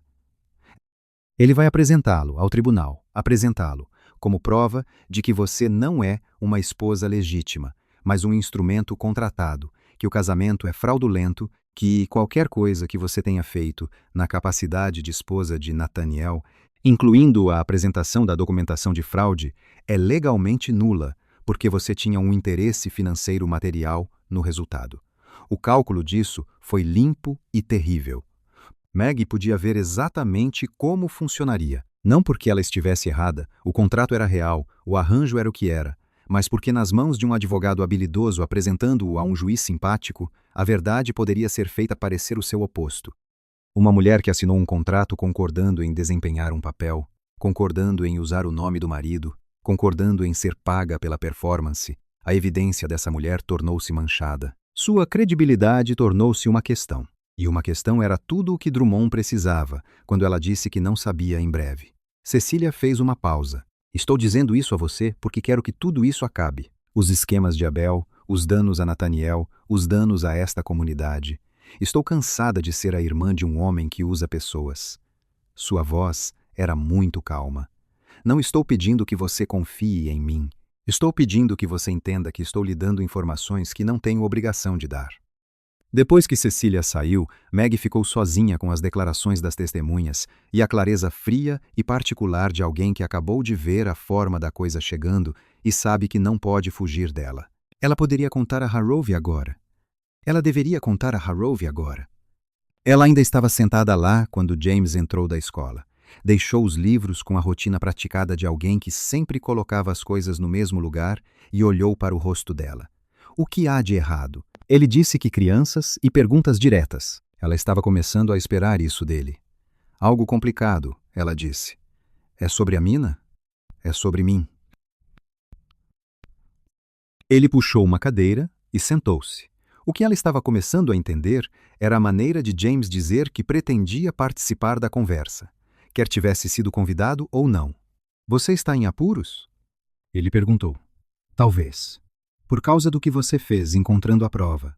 Por causa de algo que era verdade antes de eu encontrar a prova. Ela olhou para ele. Ela olhou, ela olhou, ela olhou para ele. Ela olhou, ela olhou para ele. Ela olhou para ele. Ela olhou para ele. Ela olhou para ele. Ela onde em um poto. Ela olhou para ele. Ela olhou para ele. Ela olhou para ele. Ela olhou para ele. Ela olhou para ele. Ela olhou para ele. Ela olhou para ele. Ela olhou para ele. Ela olhou para ele. Ela olhou para ele. Ela olhou para ele. Ela olhou para ele. Ela olhou para ele. Ela olhou para ele. Ele tinha 6 anos e a observava com aqueles olhos escuros e cuidadosos. E ela pensou no que Harrove havia dito, que ele estava tentando descobrir se eu também ia desaparecer. Ela pensou na cláusula do contrato. Não o deixe pensar que você vai ficar. James, ela disse, você sabe que seu pai e eu nos casamos muito rapidamente. Eu sei. E você sabe que às vezes os adultos fazem arranjos que são práticos, em vez de você casou com o papai porque quis ou porque precisou? Ela olhou para ele. Ambos. Ela disse. Ela, porque ele tinha 6 anos e merecia a verdade, e ela estava farta da outra coisa. Ele ponderou isso. Parece que ambos podem ser verdadeiros ao mesmo tempo. Pode ser. Minha professora diz que a maioria das coisas verdadeiras são mais complicadas do que parecem à primeira vista. Sua professora é muito sábia. Ela também é rigorosa. Ele olhou para as próprias mãos. Você vai embora? Aí estava. A pergunta que ela havia evitado convidar estava sobre a mesa entre eles tão naturalmente quanto seus livros escolares. Eu não sei, ela disse. Eu gostaria de ficar, mas algumas coisas vão acontecer nos próximos dias que podem dificultar. Por causa dos homens maus, por causa de um erro que cometi antes de saber que o estava cometendo. James ficou em silêncio por um momento. Então ele disse, papai também comete erros. Ele diz, as únicas pessoas que não cometem erros são aquelas que não fazem nada. Maggie olhou para o menino de 6 anos sentado à sua frente com os olhos do pai e a franqueza do pai. E ela sentiu algo no peito. Fazer algo para o qual ela não estava preparada. Vá se lavar para o jantar, disse ela com a voz firme. Você vai contar a ele, disse James. Não uma pergunta. Sim. Ele assentiu uma vez. O mesmo movimento que seu pai fazia. Herdado ou aprendido. Ela não pôde dizer, e ele pegou os livros e subiu. A.B.R.A. Harrove entrou da mina às 6. Ele entrou pela porta dos fundos como sempre, pendurou o casaco no mesmo gancho e parou ao ver Maggie parada no meio da cozinha, com as mãos ao lado do corpo e o queixo erguido. Ele soube imediatamente. Ela podia ver pela maneira como ele parou. Diga-me, ele disse. Ela contou tudo a ele. A visita de Cecília, o contrato, Drummond ter uma cópia, como seria usada, o que faria com o caso de fraude e com tudo o que ela havia construído nos últimos 2 dias. Ela contou de forma clara e completa e não suavizou nenhuma parte. Quando terminou, Hargrove ficou em silêncio por um longo tempo. Então ele disse, como ele conseguiu? Eu não sei. Você fez 2 cópias. Você ficou com uma. E eu fiquei com uma. A minha está onde eu a coloquei. Ela manteve a voz firme. Eu não sei como ele conseguiu uma cópia. A menos que alguém nesta casa. Ele não terminou. Não estou sugerindo isso. Estou dizendo a você, eu não sei. Ele atravessou a mesa e sentou-se, colocou as mãos planas sobre a superfície e olhou para elas da maneira como olhava para o livro contábil, quando ela lhe mostrou a fraude pela primeira vez, como algo que prometeu uma coisa e entregou outra. O caso, disse ele, ainda pode se sustentar. A documentação é sólida, independentemente das minhas circunstâncias pessoais. Mas Drummond usará o contrato para contestar meu direito de agir, para argumentar que qualquer ação que tomei foi motivada financeiramente e, portanto, manchada. Ela sentou-se à frente dele. Um bom promotor federal pode argumentar contra isso. As evidências se sustentam por si só. Os números não se importam com quem os encontrou, mas isso lhe dá algo. Sim, ele ficou em silêncio. Sinto muito, Maggie disse. Sei que isso não ajuda a situação. Não. Ele olhou para cima.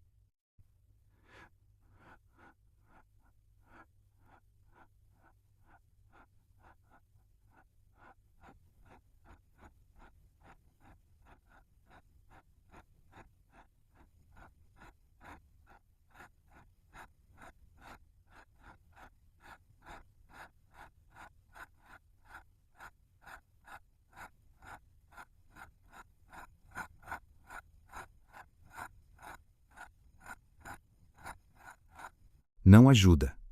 Uma pausa. Você sente muito pelo contrato ou por não me contar mais cedo? Ambos. Qual mais? Ela sustentou o olhar dele. Por não te contar mais cedo. O contrato era o que era. Eu tomaria a mesma decisão novamente. Eu não esperaria 2 dias para lhe contar algo tão importante. Ele a olhou por um longo momento. Não vou fingir, disse ele lentamente, que isso não é um problema. Porque é. Drummond coloca isso na frente de um juiz e passamos o próximo mês desvendando isso em vez de pressionar o caso de fraude. Ele moveu a mão sobre a mesa, um movimento inquieto rapidamente controlado. Mas também não vou fingir que não sabia o que estava assinando. Eu li o contrato. Eu o assinei. O que quer que ele faça com ele, os termos eram meus tanto quanto seus. Não é assim que ele apresentará. Não. Ele o apresentará como uma mulher, se aproveitando de um viúvo enlutado. Sua mandíbula apertou, que é a história que esta cidade já quer acreditar. Eu sei, e você ficou mesmo assim. Ela olhou para ele. A mina precisava ser salva. A mina foi salva, esta manhã. Ele sustentou o olhar dela. Você ficou depois disso. A cozinha estava muito silenciosa. Lá em cima, James se moveu em seu quarto. O som comum de uma criança existindo e o fogo na estufa lançavam calor no espaço entre eles. Tenho uma pergunta, Harrove disse. Tudo bem. O contrato diz 12 meses. Ele manteve os olhos nos dela. O que acontece se a situação mudar antes de 12 meses? Que tipo de mudança? O tipo em que o motivo pelo qual você ficou não é mais a mina. As mãos de Maggie estavam imóveis sobre a mesa. Ela não as moveu. O contrato pode ser renegociado, disse ela cuidadosamente, ou dissolvido por acordo mútuo antes do prazo. Não estou perguntando sobre o contrato. Ele disse isso da maneira como dizia as coisas que lhe custavam. Calmamente, diretamente, sem decoração. Estou perguntando sobre você. Ela havia aprendido nos 3 dias desde que entrara em seu escritório que Nathaniel Hargrove dizia quase nada que não fosse exatamente o que ele queria dizer. Sem palavras supérfluas, sem suavização, sem testar o terreno antes de pisar nele. Ele dizia uma coisa porque queria dizer essa coisa, o que significava que esta pergunta significava exatamente o que parecia. Eu não sei, ela disse honestamente. 3 dias atrás, eu teria dito que era prático, uma transação. E agora? Agora James me pergunta se vou embora. E eu sinto isso em um lugar que não tem nada a ver com praticidade. O olhar em seu rosto era algo que ela nunca tinha visto ali antes. Não a compostura controlada, não a distância marcada, algo por baixo de ambos. Algo que havia sido guardado com cuidado, e agora, apesar do esforço para evitar, estava vindo à tona. Maggie, ele disse. E a maneira como ele disse o nome dela era diferente de todas as outras vezes que ele o disse. Não cuidadoso. Não a pronúncia praticada de alguém trabalhando com uma língua desconhecida, apenas o nome dela, dito por alguém que havia conquistado o direito de dizê-lo dessa maneira. Ele se levantou, atravessou a distância entre eles, não rápido, não com a confiança praticada de um homem acostumado a conseguir o que alcança. Com a deliberada particularidade de alguém que se move com cuidado porque a coisa que ele se aproxima importa. Ele estava perto o suficiente para ela ver a linha onde o envelhecimento do seu rosto dava lugar a algo menos defendido. Vou dizer algo, disse ele, e quero que me deixe terminar antes que diga alguma coisa. Tudo bem, não sou um homem que diz as coisas facilmente. Claire sabia disso. Ela passou 6 anos a ensinar-me a dizer as coisas antes que elas se acumulassem em silêncio. A sua voz estava baixa e uniforme, do jeito que ficava quando algo lhe custava. Nem sempre fui bom a ouvir. Nem sempre tomei a decisão certa. E há dias em que a acordo e o peso do que fiz de errado é a primeira coisa que carrego. Ele manteve o olhar dela. Mas tenho estado a observar lá há 3 dias. A observar lá há trabalhar. A observar lá há pensar. A observá-la, a falar com o meu filho como se ele fosse uma pessoa digna de ser levada a sério, o que ele é, e a maioria das pessoas não o faz. Ele fez uma pausa. E o que sinto quando a observo não tem nada a ver com o contrato. Maggie não desviou o olhar. O contrato protege-nos a ambos, disse ela. A sua voz firme, apesar de as suas mãos não estarem. Se está a dizer o que penso que está a dizer, estou a dizer que não me importo com o contrato. Ele disse-o claramente. Importa-me se vai estar aqui quando isto acabar. Não porque a mente a precise, porque eu. Ele parou.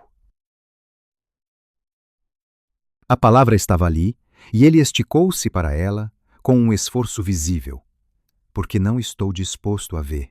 Lá partir no fim de 12 meses e não sentir nada a respeito disso.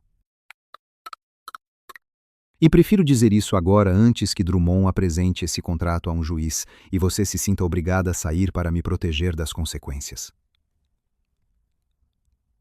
O silêncio entre eles tinha peso, um bom peso, o tipo que vem antes de algo real.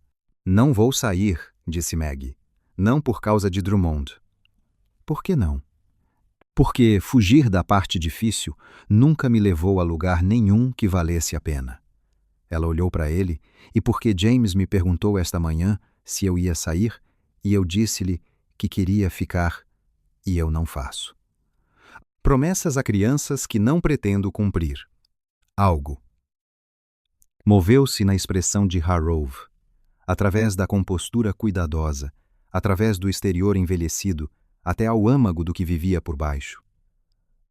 Alívio e algo mais antigo que o alívio. Ele levantou uma mão, colocou-a no rosto dela, a palma áspera de anos de trabalho, o seu toque tão cuidadoso que tornava a sua qualidade cuidadosa mais aparente do que qualquer força poderia ter feito. Maggie sentiu-o, da forma como se sente o calor depois de ter frio, não com surpresa, mas com reconhecimento, como algo que o corpo já entendia que a mente só agora estava a ser informada. Ela tinha dito a si mesma muito firmemente que nada ia pousar onde não devia pousar. Ela tinha se enganado.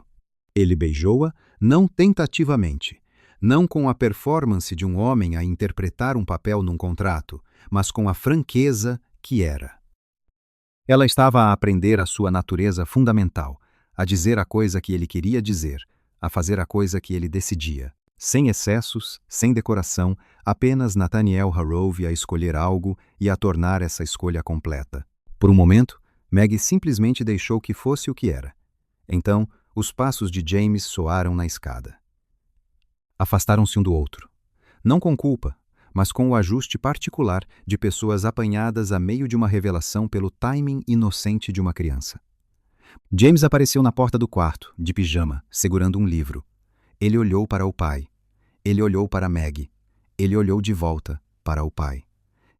Preciso que alguém me leia, anunciou ele com a autoridade absoluta de uma criança de 6 anos, que decidiu que a situação exigia a sua participação. Harrove fez um som que era um tossido e não era. Volte para cima, disse ele. Estarei lá num minuto. James avaliou o quarto com aqueles olhos escuros e medidores. Maggie também pode vir, disse ele. O livro tem muitas palavras. Virou-se e voltou para cima, perfeitamente certo de que o que ele tinha pedido seria seguido. Hargrove virou-se para olhar para Maggie. Ela já estava a sorrir e ela sabia disso e não tentou fazer nada a respeito. Ele não está errado, disse ela.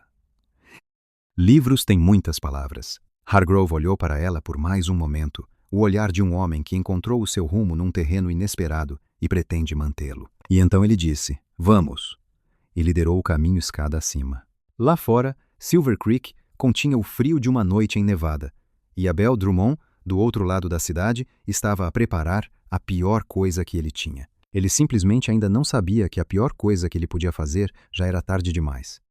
O contrato chegou ao Tribunal Federal em Denver numa terça-feira, entregue por Fitch com uma carta de apresentação que descrevia Margaret Hargrove como um instrumento contratado de fraude, uma mulher sem posição que tinha entrado num acordo legal para se fazer passar por esposa para ganho financeiro, cujas ações, na qualidade de senhora Quadro, Harrov eram, portanto, nulas, e cujos documentos, por mais tecnicamente precisos que fossem, tinham sido produzidos por uma parte com um interesse material direto no resultado e não podiam ser considerados provas imparciais.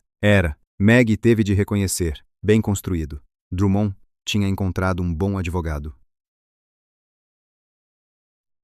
A carta do secretário do juiz Whitfield chegou no mesmo dia, solicitando que ambas as partes comparecessem em Denver dentro de uma semana para uma audiência preliminar sobre o caso de fraude. O contrato seria apresentado como uma prova contestada. A questão da posição de Maggie seria abordada antes de qualquer prova ser ouvida. Hargrove leu ambas as cartas à mesa da cozinha naquela manhã. Leu-as 2 vezes do jeito que lia tudo o que era importante, e quando as pousou, o seu rosto carregava a quietude particular de um homem a fazer cálculos na cabeça. Denver, disse ele. Sim. 5 dias. Sim. Ele olhou para ela. Está pronta para isto? Maggie estava acordada desde as 4. Ela tinha passado por todas as versões do que estava para vir, todos os ângulos que o advogado de Drummond podia usar, todas as perguntas que o juiz poderia fazer, todas as formas como o contrato poderia ser enquadrado para prejudicar a sua credibilidade e, por extensão, todo o caso. Ela tinha o virado como um problema num livro-razão, procurando a fraqueza estrutural, o número que não batia certo. Ela tinha encontrado um. O contrato não diz o que Drummond diz que diz, disse ela a Hargrove. Leia-o de novo. A linguagem real. Ele puxou a cópia da gaveta onde a guardava. Leia-o com atenção. Diz que concordou em servir como minha esposa para fins dos processos legais, disse ele lentamente. Não. Diz que concordei com um arranjo na qualidade de senhora Tava. Hargrove durante o assunto de negócios. Não especifica processos legais. Não diz performance ou impersonação. Descreve um arranjo de emprego com deveres definidos e um prazo definido. Ela manteve o olhar dele. O que Drummond tem é um documento que prova que fui paga para fazer contabilidade e viver nesta casa. Isso não é fraude, é emprego. Hargrove ficou em silêncio por um momento. Essa é uma leitura restrita, disse ele. É a leitura precisa. O advogado dele vai apresentar o espírito disso. Nós apresentamos a letra disso. Ela fez uma pausa. E apresentamos o que aconteceu depois. O que aconteceu depois? O contrato foi escrito numa quinta-feira. Na terça-feira seguinte, a situação tinha mudado. Não estamos a operar sob os termos desse contrato. Nathaniel, não estamos há dias. Ela manteve a voz calma, embora o que ela estava a dizer não fosse uma coisa pequena. Se estiver disposta a dizer isso perante um juiz federal. Ele olhou para ela por um longo momento. A luz da manhã entrava pela janela atrás dela e ele estava a olhar, lá do jeito que a tinha olhado na noite anterior, lá em cima, depois de James finalmente adormecer com o livro aberto no peito, como se ela fosse algo que ele tinha encontrado e que pretendia manter, independentemente do que o encontrá-la tinha custado. Direi o que for verdade, disse ele. Dorothy chegou 1 hora depois, o que significava que ela tinha ouvido através de canais que Maggie tinha deixado de tentar mapear. Ela entrou, sentou-se, leu ambas as cartas e disse: O marido de Patricia Vance vem a Denver. O marido de Elelanar está a escrever uma declaração. Falei com o reverendo Beck e ele fornecerá uma testemunha de caráter para vocês dois. Ela olhou para Maggie e eu vou. Dorothy, eu sou 70% da credibilidade social de Nathaniel nesta área. E eu quero ver Abel Drummond perder algo há 15 anos. Ela juntou as mãos. Eu vou. Cal carregou a carroça na manhã seguinte. A senhora Garrett chegou cedo e embalou comida para a viagem com a meticulosidade de alguém que entendia que as pessoas pensam mais claramente quando comeram. James ficou na porta de casaco, livros escolares debaixo do braço, observando os preparativos com a expressão de uma criança que decidiu ser estoica sobre algo difícil. Harrove agachou-se à frente dele. 4 dias, disse ele. Talvez 5. Eu sei. A senhora Garrett estará aqui. Eu sei, papá. Harrove pôs uma mão no ombro de James. O gesto foi breve e completo, do jeito que Harrove fazia tudo. James olhou para além dele para Maggie. Voltará, disse ele, não uma pergunta. A formulação de alguém que decidiu acreditar em algo e estava a afirmá-lo como facto para que fosse verdade. Sim, disse Maggie. Ele assentiu. Então virou-se e foi para a escola sem olhar para trás, porque ele era filho do seu pai, e olhar para trás não era a direção em que nenhum deles se movia. A viagem para Denver levou 2 dias. Hargrove conduziu. Dorothy sentou-se atrás com as declarações das testemunhas organizadas numa pasta de couro que ela tinha tirado de algum lugar e recusou-se a explicar. Maggie sentou-se ao lado de Hargrove no banco da frente, e as milhas passaram debaixo deles no ritmo particular de uma carroça numa estrada de inverno. E eles conversaram do jeito que as pessoas conversam quando têm tempo e proximidade e algo real entre elas. Não sobre o caso, não sobre a estratégia, mas sobre as coisas menores, que se acumulam na forma maior de uma vida. Ele contou-lhe sobre James bebê, como ele se recusava a dormir em qualquer lugar senão em pé contra o peito de alguém, como Claire andava pela cozinha durante horas, todas as noites, até que James finalmente aceitasse o mundo horizontal como aceitável. Ele contou isso claramente, e com a ternura particular de um homem que aprendeu a carregar o seu luto sem o deixar esmagar as boas memórias por baixo. Maggie contou-lhe sobre o Missouri e o verão, sobre a ferraria do seu pai e o cheiro da forja, e como ela aprendeu a amar os números, em parte porque eram o oposto do fogo, limpos e frios, e sempre os mesmos, confiáveis de uma forma que as coisas vivas não conseguiam gerir. Dorothy, de trás da carroça, ocasionalmente interpunha observações que eram ou profundamente sábias ou profundamente intrometidas. E a linha entre essas duas coisas, Maggie estava a aprender, era uma que Dorothy há muito tinha decidido que não era problema seu desenhar. Chegaram a Denver ao final da tarde do segundo dia.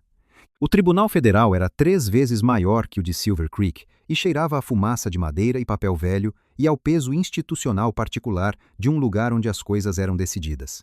Encontraram alojamento num hotel decente. Dorothy apanhou o quarto ao lado e disse boa noite com a expressão de alguém que tinha mais a dizer e estava a escolher o momento certo para isso. Hargrove parou no corredor. Descanse um pouco, disse ele a Maggie. Vou descansar. Já viu esses documentos o suficiente. Conhece-os. Eu conheço Maggie. Ele disse o nome dela como se tinha tornado o seu, com a franqueza que era a sua natureza, carregando o peso dos dias por trás dele. O que quer que aconteça amanhã, o que quer que o advogado de Drummond diga sobre o contrato, ou sobre si, ou sobre por que veio para Silver Creek, nada disso muda o que eu sei. O que é que sabe? Perguntou ela, que entrou no meu escritório com 60 centavos e mudou tudo. Ele manteve o olhar dela. Isso não é um instrumento contratado. Isso não é uma performance. Isso é uma pessoa que faz a coisa certa porque é a coisa certa. E eu direi isso perante qualquer juiz em qualquer tribunal, em qualquer território. Ele fez uma pausa. E direi o resto também, se for preciso. Ela sabia o que ele queria dizer com o resto. Descanse um pouco, disse ela, porque a sua voz estava a fazer algo que ela não queria que fizesse num corredor de hotel. Ele sorriu quase imperceptivelmente. Sim, senhora. A sala de audiências era menor do que ela esperava e mais lotada do que ela desejava. A notícia se espalhara. Havia pessoas na galeria que vieram de Silver Creek, algumas cujos rostos ela reconhecia e outras que não. Cecília Drummond sentou-se na terceira fila com as mãos cruzadas e o rosto arranjado em uma neutralidade cuidadosa. Patricia Vance sentou-se perto do fundo com o marido, que tinha a postura de um topógrafo e um rosto honesto. O marido de Eleanor Marsh sentou-se ao lado deles, segurando uma declaração dobrada. Dorothy Hargrove sentou-se na primeira fila da galeria, com a postura de alguém que tinha todo o direito legal de estar exatamente onde estava, e pretendia deixar isso claro sem dizer uma palavra. Abel Drummond sentou-se à mesa oposta com Fitch e 2 outros advogados. Ele parecia calmo. Parecia um homem que já tinha passado por isso antes, o que era verdade. O juiz Whitfield tinha 60 anos e o rosto de alguém que ouvira a maioria dos argumentos possíveis e fora impressionado por muito poucos deles. Ele entrou, sentou-se, olhou para a sala por cima dos seus óculos de leitura e disse: "Estamos aqui para tratar do assunto de Hargrove Mining contra Abel Drummond e as alegações de fraude de Percy Walsh, sob estatutos territoriais e federais. Antes de procedermos às provas, há uma questão preliminar relativa à legitimidade de Margaret Hargrove." Ele olhou para a mesa de Drummond. O conselheiro Fitch levantou-se. Ele era bom. Maggie esperava isso, E isso não a deixava mais fácil sentar-se quieta e ouvi-lo construir a versão da sua história que a transformava em um plano. Ele apresentou o contrato com a confiança suave de um homem lançando uma mão vencedora. Ele usou palavras como orquestrado, fabricado e enganado. Ele falou de Harrove como um homem em luto, isolado, vulnerável à manipulação. Ele usou a palavra calcular 2 vezes, e ambas as vezes conseguiu direcioná-la a Maggie sem dizer o seu nome. Quando Fitch se sentou, o advogado de Hargrove, um homem compacto e preciso chamado Garland, que Dorothy produzira de algum lugar durante a viagem e que tinha a qualidade tranquilizadora de alguém que fora subestimado antes e achara isso útil, levantou-se. O contrato, disse Garland, que o conselheiro apresentou como prova de fraude, é na verdade prova de emprego. Meu cliente contratou a Sra. Pulogora Harrove para realizar serviços de contabilidade e gerenciar certas questões domésticas e legais, na capacidade de sua esposa. O fato de ela ter sido paga por esses serviços não torna o casamento mais fraudulento do que pagar a um peão de fazenda torna o gado irreal. Ele fez uma pausa. A questão perante este tribunal não é a natureza do acordo em sua origem. A questão é a natureza do casamento como ele está atualmente. Ele olhou para Whitfield. Meu cliente gostaria de se dirigir diretamente ao tribunal sobre essa questão. Whitfield olhou para Hargrove. Pode falar. Hargrove levantou-se. Ele não tinha a desenvoltura de Garland em tribunal. Ele não era um homem treinado para aquela sala. Ele se postou como se postava em todos os lugares, com sua própria gravidade particular, ocupando exatamente o espaço que habitava. Nenhuma performance em nenhuma direção. Excelência, disse ele. Não vou argumentar sobre o contrato. Ele existe. Minha esposa e eu assinamos.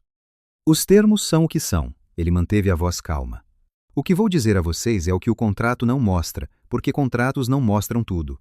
Eles mostram o início de algo. Eles não mostram o que algo se torna. Ele olhou diretamente para Whitfield. Margaret Calloway chegou a Silver Creek em uma nevasca com uma mala de viagem e menos de $15. Ela encontrou evidências de uma fraude de $40.000 em uma única noite, documentou-a bem o suficiente para entrar com um caso federal e encarar a Belle Drummond do outro lado de uma mesa na tarde seguinte, sem hesitar. Sua voz era firme. O contrato foi o começo. O que veio depois dele não estava em nenhum documento. Meu filho pede por ela quando volta da escola. Ela sabe como eu tomo meu café. Ela sabe quando estou carregando algo que ainda não disse. E ela espera até que eu encontre as palavras. Que é? Ele fez uma pausa, e algo passou por sua expressão que era visível e destemido, mais do que a maioria das pessoas teve paciência para fazer. Ele olhou para as próprias mãos por um momento, depois de volta para o juiz. Eu não me casei com ela porque o contrato dizia que eu deveria. Casei-me com ela porque ela foi a primeira pessoa em anos que olhou para a minha vida e não viu um problema a ser resolvido. Ela viu uma mente que valia a pena salvar, um menino que valia a pena conhecer e um homem com quem valia a pena ser honesto. Sua mandíbula apertou. Independentemente do que Drummond faça com esse contrato, ele não pode mudar o que ele levou. E o que ele levou é minha esposa sentada naquela mesa, que é onde ela pertence. A sala estava muito quieta. Whitfield olhou para Maggie. Senhora Hargrove, deseja falar sobre a questão de sua legitimidade? Maggie levantou-se. Ela tinha preparado palavras. Ela as organizara da maneira que organizava colunas de livros-razão, na sequência mais provável de levar o argumento claramente de um ponto a outro. Ela olhou para Whitfield, para a sala e para as pessoas que vieram de Silver Creek para assistir a isso, e deixou as palavras preparadas de lado. Excelência, disse ela. Assinei aquele contrato porque precisava de trabalho e Nathaniel Harrove precisava de alguém para ficar ao seu lado. Isso é verdade. Não vou fingir o contrário, porque fingir o contrário seria a primeira coisa desonesta que fiz desde que cheguei a Silver Creek. Ela manteve a voz firme, mas eu pediria ao tribunal que considerasse como a desonestidade se parece nesta situação e como não se parece. A fraude nesses livros-razão, os $40.000 que Percy Walsh removeu do registro por direção de Abel Drummond. Isso é desonestidade. Uma mulher que passou uma noite encontrando isso, documentando-o e depois ficou quando poderia ter recebido seu pagamento e partido. Isso é o oposto. Ela fez uma pausa. Eu fiquei porque o caso precisava ser concluído. Eu fiquei porque James Harrove tem 6 anos e já perdeu muitas pessoas, e eu lhe disse que voltaria. E eu fiquei por quê? Ela olhou para Harrove brevemente por um momento e depois de volta para o juiz. Porque o que começou como prático se tornou verdadeiro. E eu nunca na minha vida desisti de algo verdadeiro. Whitfield escreveu algo. Ele olhou para isso. Ele olhou para ambas as mesas. O pedido de desconsideração da legitimidade da senhora Talais. Hargrove é negado, disse ele. As provas que ela produziu serão ouvidas em seus méritos. Recessaremos por 1 hora e retornaremos à substância do caso de fraude. Ele se levantou. A sala se levantou com ele. O principal advogado de Drummond inclinou-se para Fitch e disse algo baixo e rápido. A expressão de Fitch não mudou, mas sua postura, sim, o ajuste minute de um homem que estava recalibrando. Dorothy apareceu no cotovelo de Maggie com a velocidade de alguém que fora posicionado para aquele exato momento. Bom, disse ela, simples e completamente. O caso de fraude consumiu o resto do dia. Garland apresentou a documentação. O marido de Patricia Vance testemunhou sobre a avaliação do topógrafo. O marido de Eleanor Marcia apresentou as cartas como prova. Os advogados de Drummond objetaram a cada exibição e foram desconsiderados na maioria delas. Walsh havia surgido, já havia feito um acordo particular com o promotor federal e testemunharia contra Drummond em troca de acusações reduzidas, um desenvolvimento que visivelmente custou a Drummond a calma particular que ele manteve durante toda a manhã. No final da tarde, Whitfield viu o suficiente para emitir uma liminar temporária, impedindo a venda de quaisquer ativos de Harrove pendente a investigação completa de fraude. Ele encaminhou a questão criminal ao promotor federal e marcou a data do julgamento para a primavera. Ele recomendou que o escritório do governador territorial revisasse os outros interesses de mineração de Drummond em busca de irregularidades semelhantes. Não foi uma vitória completa. O julgamento ainda viria. O trabalho não estava terminado, mas a mina estava segura. A fraude foi documentada em um registro federal. E Abel Drummond saiu daquele tribunal, não mais parecendo um homem que tinha consertado os resultados antes de atravessar a porta. Cecília estava esperando nos degraus quando eles saíram. Ela olhou para Maggie por um momento. Então ela disse, meu irmão vai perder o julgamento, provavelmente. Maggie disse, ele merece. Custou-lhe algo para dizer isso. Maggie podia ver isso. Sinto muito pela parte que não evitei. Você me avisou, disse Maggie. Isso importou. Cecília olhou para ela com a expressão de alguém ajustando um quadro que estava olhando de um ângulo errado. Você não é o que eu esperava, disse ela. Eu sei que as pessoas continuam dizendo isso. Algo mudou na expressão de Cecília que poderia, em circunstâncias melhores, ter sido o início de algo menos adversarial. Ela se virou e desceu os degraus sem outra palavra, o que, Maggie pensou, era provavelmente a melhor versão disponível daquela conversa. Eles deixaram Denver na manhã seguinte. A estrada de volta era a mesma estrada, mas diferente, como as estradas são sempre diferentes na direção de casa. Dorothy dormiu na parte de trás da carroça pela maior parte do primeiro dia, o que era a exaustão ou a decência de uma mulher, dando a 2 pessoas espaço para estarem no espaço que haviam conquistado. Hargrove dirigiu.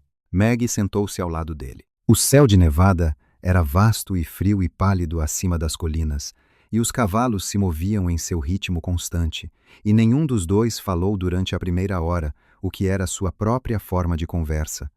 Então Hargrove disse, o contrato. O que sobre ele? Gostaria de renegociar os termos. Maggie olhou para ele. Em que base? Na base de que os termos originais não são mais adequados à situação. Ele manteve os olhos na estrada, mas o canto de sua boca se moveu da maneira que ela aprendera a observar. O termo original dizia 12 meses e uma carta de referência, é o que dizia. Gostaria de substituir isso por termos diferentes. Que termos? Nenhuma duração fixa, disse ele. Nenhuma carta de referência, porque o único lugar para onde quero que você vá é de volta para Silver Creek. Nenhum acordo financeiro, porque o que você traz para aquela casa não é um serviço. É? Ele fez uma pausa, escolhendo a palavra cuidadosamente. É lar. Ele olhou para ela então, brevemente, diretamente. Esses são os termos que eu gostaria. Maggie sustentou seu olhar por um momento. Isso é uma renegociação significativa, disse ela. Acho que é. Terei que revisar a linguagem cuidadosamente. Leve todo o tempo que precisar. Ela olhou para a estrada à frente, para as colinas descendo em direção a eles, na luz pálida do inverno, para o país que fora estrangeiro há 4 dias, e sentiu, da maneira particular que alguns lugares o fazem, como algo em direção ao qual ela se movia há muito tempo sem saber. A linguagem soa aceitável, disse ela. Ele pegou a mão dela sem cerimônia. Apenas a pegou como fazia a maioria das coisas. Direto, completo, sem excesso. Sua mão era áspera e quente, e segurava a dela com o aperto firme de alguém que tomou uma decisão e pretendia mantê-la. Eles voltaram para Silver Creek assim, através da tarde fria de nevada, de mãos dadas, no banco da carroça, Dorothy dormindo no fundo, a estrada se desenrolando à frente deles em direção a uma casa onde um menino de 6 anos estava contando os dias. James estava no degrau da frente quando eles pararam. Claramente ele estivera observando a estrada, embora tenha arranjado sua expressão rapidamente em algo mais casual quando a carroça surgiu. A performance particular de uma criança fingindo que não estava esperando. Ele olhou para a carroça, olhou para o pai, olhou para Maggie. Então ele desceu do degrau e atravessou o quintal em um ritmo controlado de alguém que decidiu que correr era desnecessário e estava andando rápido o suficiente que a distinção mal se sustentava. Maggie desceu da carroça, e James parou na frente dela e olhou para cima com aqueles olhos escuros e cuidadosos que viam tudo e não revelavam nada até que revelassem tudo. 4. Você voltou, disse ele. Eu disse que voltaria. Ele a olhou por mais um momento. Então ele levantou a mão e pegou a dela, o aperto pequeno e firme de uma criança reivindicando algo, e se virou e a puxou em direção à casa. A senhora Garrett fez sopa, disse ele. Está pronta há 1 hora. Então não devemos deixá-la esperando, disse Maggie. Não, concordou James. Sério, não deveríamos. Harrove deu a volta ao carro e começou a andar ao lado deles, e Dorothy veio atrás, resmungando algo sobre as costas dela e o estado das estradas de Nevada. E a senhora Garrett apareceu na porta com a expressão de uma mulher que estava esperando para alimentar pessoas e agora estava preparada para fazê-lo com considerável convicção. E os 4, 5, contando com Dorothy, que se nomearam uma figura permanente sem pedir permissão a ninguém, entraram. Os meses seguintes não foram sem dificuldades. O julgamento aconteceu em abril e durou 2 semanas. E Maggie sentou-se naquele tribunal de Denver todos os dias e respondeu a todas as perguntas que lhe foram feitas com a precisão e clareza que ela trouxera a tudo, desde que abrira aquele livro de contas em um escritório dos fundos. Durante uma nevasca, Walsh testemunhou. O agrimensor testemunhou. As cartas de Eleanor Marsh foram lidas no registro. Abel Drummond foi condenado por 4 acusações de fraude. Percy Walsh recebeu uma pena reduzida. Os registros da mina foram corrigidos e auditados, e as cifras de produção foram restauradas ao que sempre foram. O escritório do governador territorial abriu uma investigação sobre outras 3 propriedades de Drummond. Levaria anos para resolver completamente. Essas coisas sempre aconteciam. Mas a mina era de Hargreaves, incontestada, intacta, produzindo prata do Poço 3 na taxa que sempre teve. Silver Creek se ajustou a Maggie, da maneira que cidades pequenas se ajustam a qualquer coisa que perturba sua compreensão anterior, lentamente, com atrito, e depois com a amnésia coletiva de uma comunidade que prefere se lembrar de si mesma como sempre tendo sido acolhedora. As mulheres que haviam sussurrado encontraram outras coisas para sussurrar. Os homens que duvidaram encontraram razões para respeitar.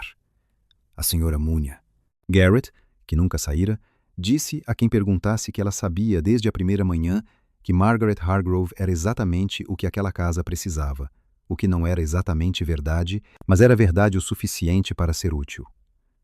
James fez 7 anos em maio, e Maggie fez um bolo de chocolate para ele, porque ele mencionara apenas uma vez em fevereiro que sua mãe costumava fazê-los, e ela arquivara essa informação no mesmo lugar onde arquivava tudo o que era importante. Ele olhou para o bolo quando ela o trouxe e ficou quieto por um momento com a quietude que era inteiramente de seu pai. E então ele olhou para ela com aqueles olhos escuros e cuidadosos e disse, "Obrigada, Maggie." E havia uma qualidade na maneira como ele disse o nome dela que era diferente de como ele o dissera antes. E ela entendeu a diferença e aguardou com cuidado porque algumas coisas são muito importantes para serem reconhecidas diretamente e muito importantes para serem ignoradas. Em junho, Hargrove voltou para a casa da mina mais cedo e a encontrou na biblioteca reorganizando as prateleiras da maneira que ela as reorganizava quando estava pensando, o que ele aprendera a reconhecer. No que você está pensando? Ele disse. Ela pousou o livro. Olhou para ele. Estou pensando, disse ela, que vim para esta cidade com o Wes, 14, 60, e a convicção de que estaria partindo em poucos dias e não estou partindo. Ele atravessou a sala sem pressa, com a deliberada particularidade que era sua natureza em todas as coisas que lhe importavam. Não, disse ele. Você não está. Ele a beijou da maneira que o fazia desde aquela noite na cozinha, completamente sem reservas. Da maneira que um homem beija alguém que escolheu e pretende continuar escolhendo. E ela o beijou de volta da maneira que aprendera a fazer a maioria das coisas em Silver Creek, sem a armadura que usara por anos em outros lugares, sem a distância cuidadosamente mantida que a mantivera segura e solitária, com o peso total de uma mulher que finalmente, aos 34 anos, em uma cidade de mineração sobre a qual nunca ouvira falar, em uma casa na qual tropeçara durante uma nevasca, entendera como era estar exatamente onde deveria estar. Mais tarde, naquela noite, sentados na varanda na última luz do verão com James entre eles, trabalhando em um desenho de algo que poderia ter sido um cavalo, Hargrove disse baixinho. O contrato original. E quanto a ele? Eu gostaria de destruí-lo. Maggie considerou isso. Serviu ao seu propósito. Serviu. Ele a olhou de lado, da maneira que olhava para as coisas que estava decidindo. Mas eu não quero que fique em uma gaveta em algum lugar. Não quero que James o encontre daqui a 20 anos. E se pergunte se algo disso era real. Sua voz era baixa e uniforme, quer você estivesse aqui porque escolheu estar ou porque um pedaço de papel dizia que deveria estar. Maggie olhou para James curvado sobre seu desenho com a concentração focada de uma criança para quem o mundo inteiro se contrai em uma única tarefa. Ela pensou em uma quinta-feira à noite em um escritório dos fundos durante uma nevasca. Ela pensou em US 14, 60 e uma mala de viagem e um livro de contas que contava a verdade quando a verdade precisava ser contada. Ela pensou em todas as maneiras que uma coisa pode começar e em nenhuma das maneiras que ela tem que terminar. Queime-o, disse ela. Eles o queimaram naquela noite no fogão a lenha e James observou o papel enrolar e virar cinzas com a atenção solene de um menino de 7 anos que entendia que algo estava sendo decidido, mesmo que ele não soubesse exatamente o que. O que restou não foi o contrato. O que restou foi a casa e a mina e o menino e o homem e a mulher que atravessaram uma nevasca e ficaram após tudo. Não porque um documento a obrigasse, não porque ela não tivesse para onde ir, mas porque ela olhou para aquela vida e a reconheceu como sua. A mulher que chegou a Silver Creek invisível saiu daquela nevasca e construiu algo que todo o território podia ver. Não porque alguém lhe deu permissão. Não porque o mundo decidiu que ela era suficiente. Porque ela pegou 60 centavos e um conjunto de habilidades e o hábito inabalável de dizer a verdade. E ela se recusou, através de todos os julgamentos, todas as dispensas, todas as tentativas de torná-la menor do que era. Ela se recusou a ser menos do que sempre foi. Aquilo era o que Drummond não podia colocar em um contrato, aquilo que Silver Creek não podia tirar, aquilo que fora verdade antes mesmo de ela pôr os pés em Nevada. Margaret Callaway Hargrove valia o espaço que ocupava no mundo. Ela sempre valera. Finalmente ela sabia. E aquilo, no final, era o único documento que importava.